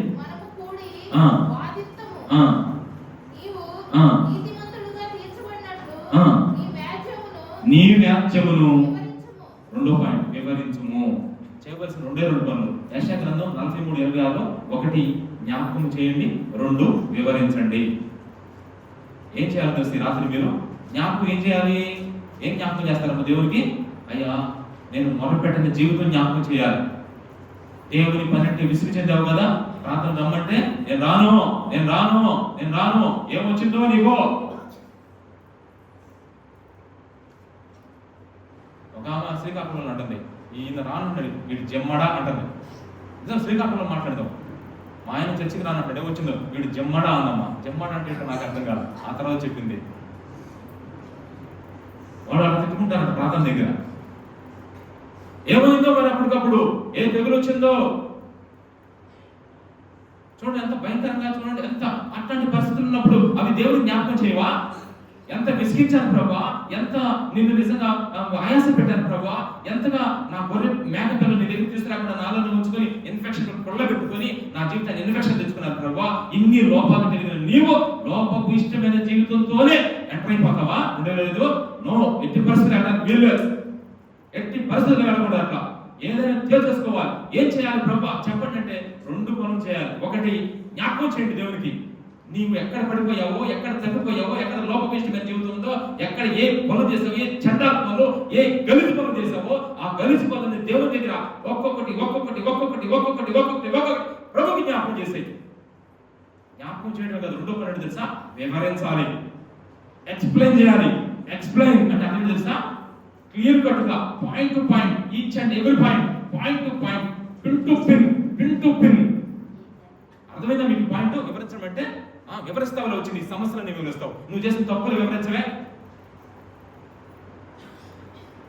నీ తప్పులు, నువ్వు చేసిన లోపాలు ఒక్కొక్కటి ఒక్కొక్కటి ఒక్కొక్కటి ఒక్కొక్కటి. అందుకే నేను చెప్పా, ఒక లోపాలు లిస్టు తయారు చేసుకోమని. ఒకవేళ తయారు చేసుకుని వివరించుకుంటూ వెళ్ళిపోదాం అనుకుంటున్నావా? నువ్వు ఈ రాత్రి ఈ 2 పనులు చేయాలి. ఇక్కడికి సమయం కుదరపోయిన ఇంటికి వెళ్ళిన తర్వాత సరే ఈ 2 రోజులు అది ఉపయోగించుకోవాలమ్మా. ఏం జ్ఞాపకం చేస్తావు, ఏం వివరిస్తావు చెప్పండి. జ్ఞాపకం చేయాల్సింది ఒకటి, వివరించాల్సింది ఒకటి. ఏంటి చెప్పండి అవి? ఒక్క మాట చెప్పాలంటే మన లోపాలు యేసు ప్రభు జ్ఞాపకం చేయాలి. నేను ఎంత గొప్పవాడినో తెలుసా ప్రభా, నేను ఎంత మంచి పని చేస్తున్నానో తెలుసా, నేను అబ్బో తెలుసు తెలుసు నీ మంచి పనులు తెలుసు దేవునికి. మనుషులు కనపరచుకొని మంచి పనులు అన్నీ తెలుసు, చూస్తున్నాడు అన్నీ కూడా. అవి చెప్పవే. ఈ వాక్యం నీకే కాదు నాకు చెప్పుకుంటున్నాను తెలుసా మీకు. ఈ వాక్యం మీకు చెప్తున్నాను అనుకుంటున్నారా? ఈ వాక్యం చదువుతున్నప్పుడు గదిలో దేవుడు నాతోనే మాట్లాడాడు. ఈ వాక్యం అంతా మీకు అనుకుంటాను, ఒకవేళ మీకు అనుకుంటారు ఈ వాక్యం అనుకుంటే నాకేం తెలుసు, నాకు నేనే చెప్పుకుంటా ఈ వాక్యం. నేను ఎవరిని క్రిటిసైజ్ చేయట్లా, నాకు నేనే. ఒకళ్ళు అంగీకరిస్తే మీకు మీ ఇష్టం, ఎవరు తీసుకుంటే వాళ్ళు చేయగలిగింది ఎవరు. ఇప్పుడు జాగ్రత్తగా రండి. ఇప్పుడు 2 ప్రశ్నలు అయిపోయినాయి. మొత్తం 8 ప్రశ్నలు అయిపోయినాయి. 4వ ప్రశ్న అయిపోయింది, 5వ ప్రశ్న అయిపోయింది. 6వ ప్రశ్న చేయకూడనివి ఏంటి? ఇది కొంచెం ఆదరించి మిమ్మల్ని ప్రాంతంలో నడిపి వెళ్ళిపోతాడు. ముగిద్దాం కొడిగా. ఇప్పుడు చూడండి, ఇప్పుడు వరకు టెన్షన్ పడిపోయారు అందరూ. దేవుడు ఎంత ప్రేమ వేడు తెలుసమ్మా. చేయకూడనివి ఈ పనులు మాత్రం చేయగలరు. మీరు ఏం చేయకూడదు? యెషయా గ్రంథం 43:1. యెషయా 43:1 చదవండి. యాకోబు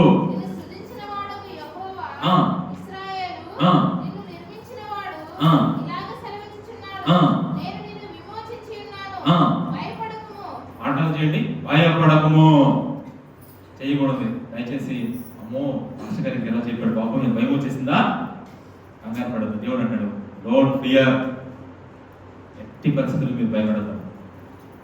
కంగారు పడతారని చెప్పేసి దేవుడు ఎంత గొప్పవాడు తెలుసా? మళ్ళా రాశాడు మా పదం 43వ అధ్యాయం 5వ వచనం. 5వ వచనం చదవండి చాలు. 2 సార్లు రాశాడు ఈ మాట. ఏమో మళ్ళీ వచ్చింది భయము.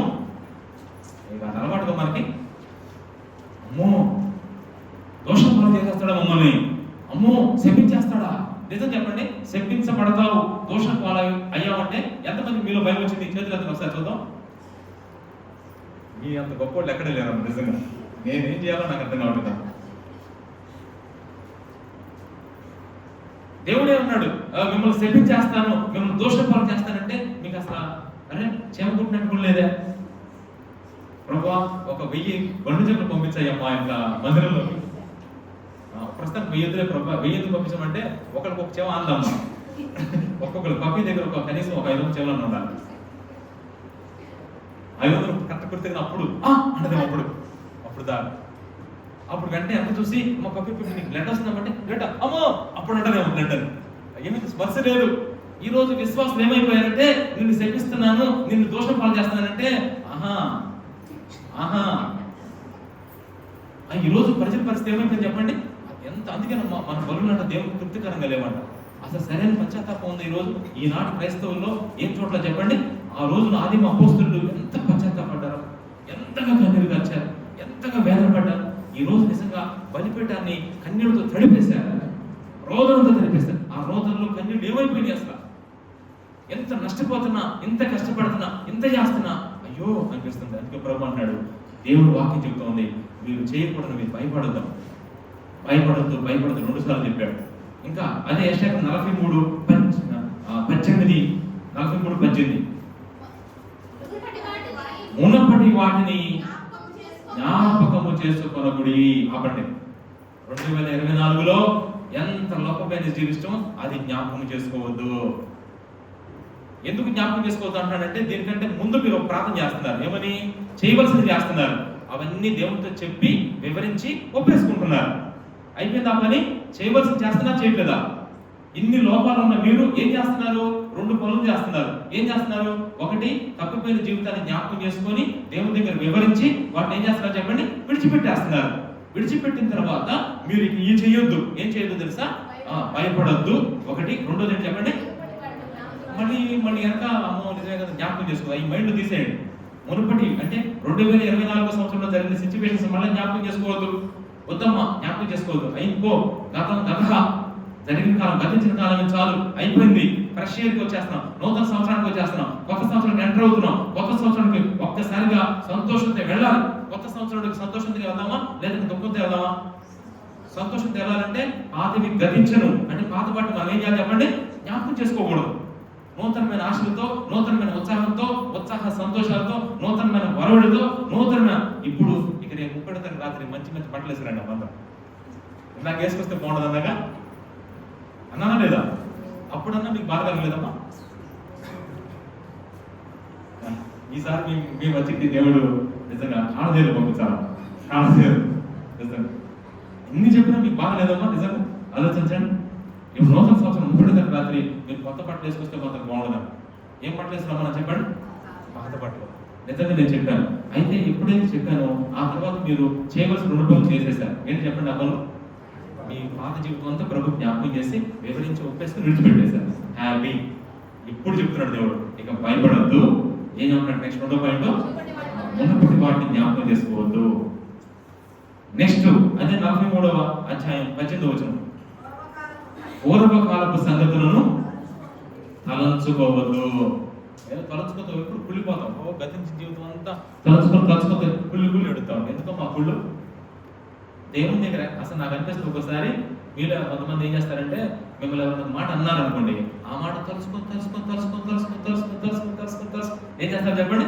ఏం ఎడుతారు. నేనేమంటాను తెలుసా, నువ్వు దేవుని విషయంలో ఎంత తప్పిపోయావో అది తలుచుకొని ఏడు. నీకు ఎంత రిలీఫ్ వచ్చేస్తే నీ ఏడుపులు మారిపోవాలి వచ్చే సంవత్సరం.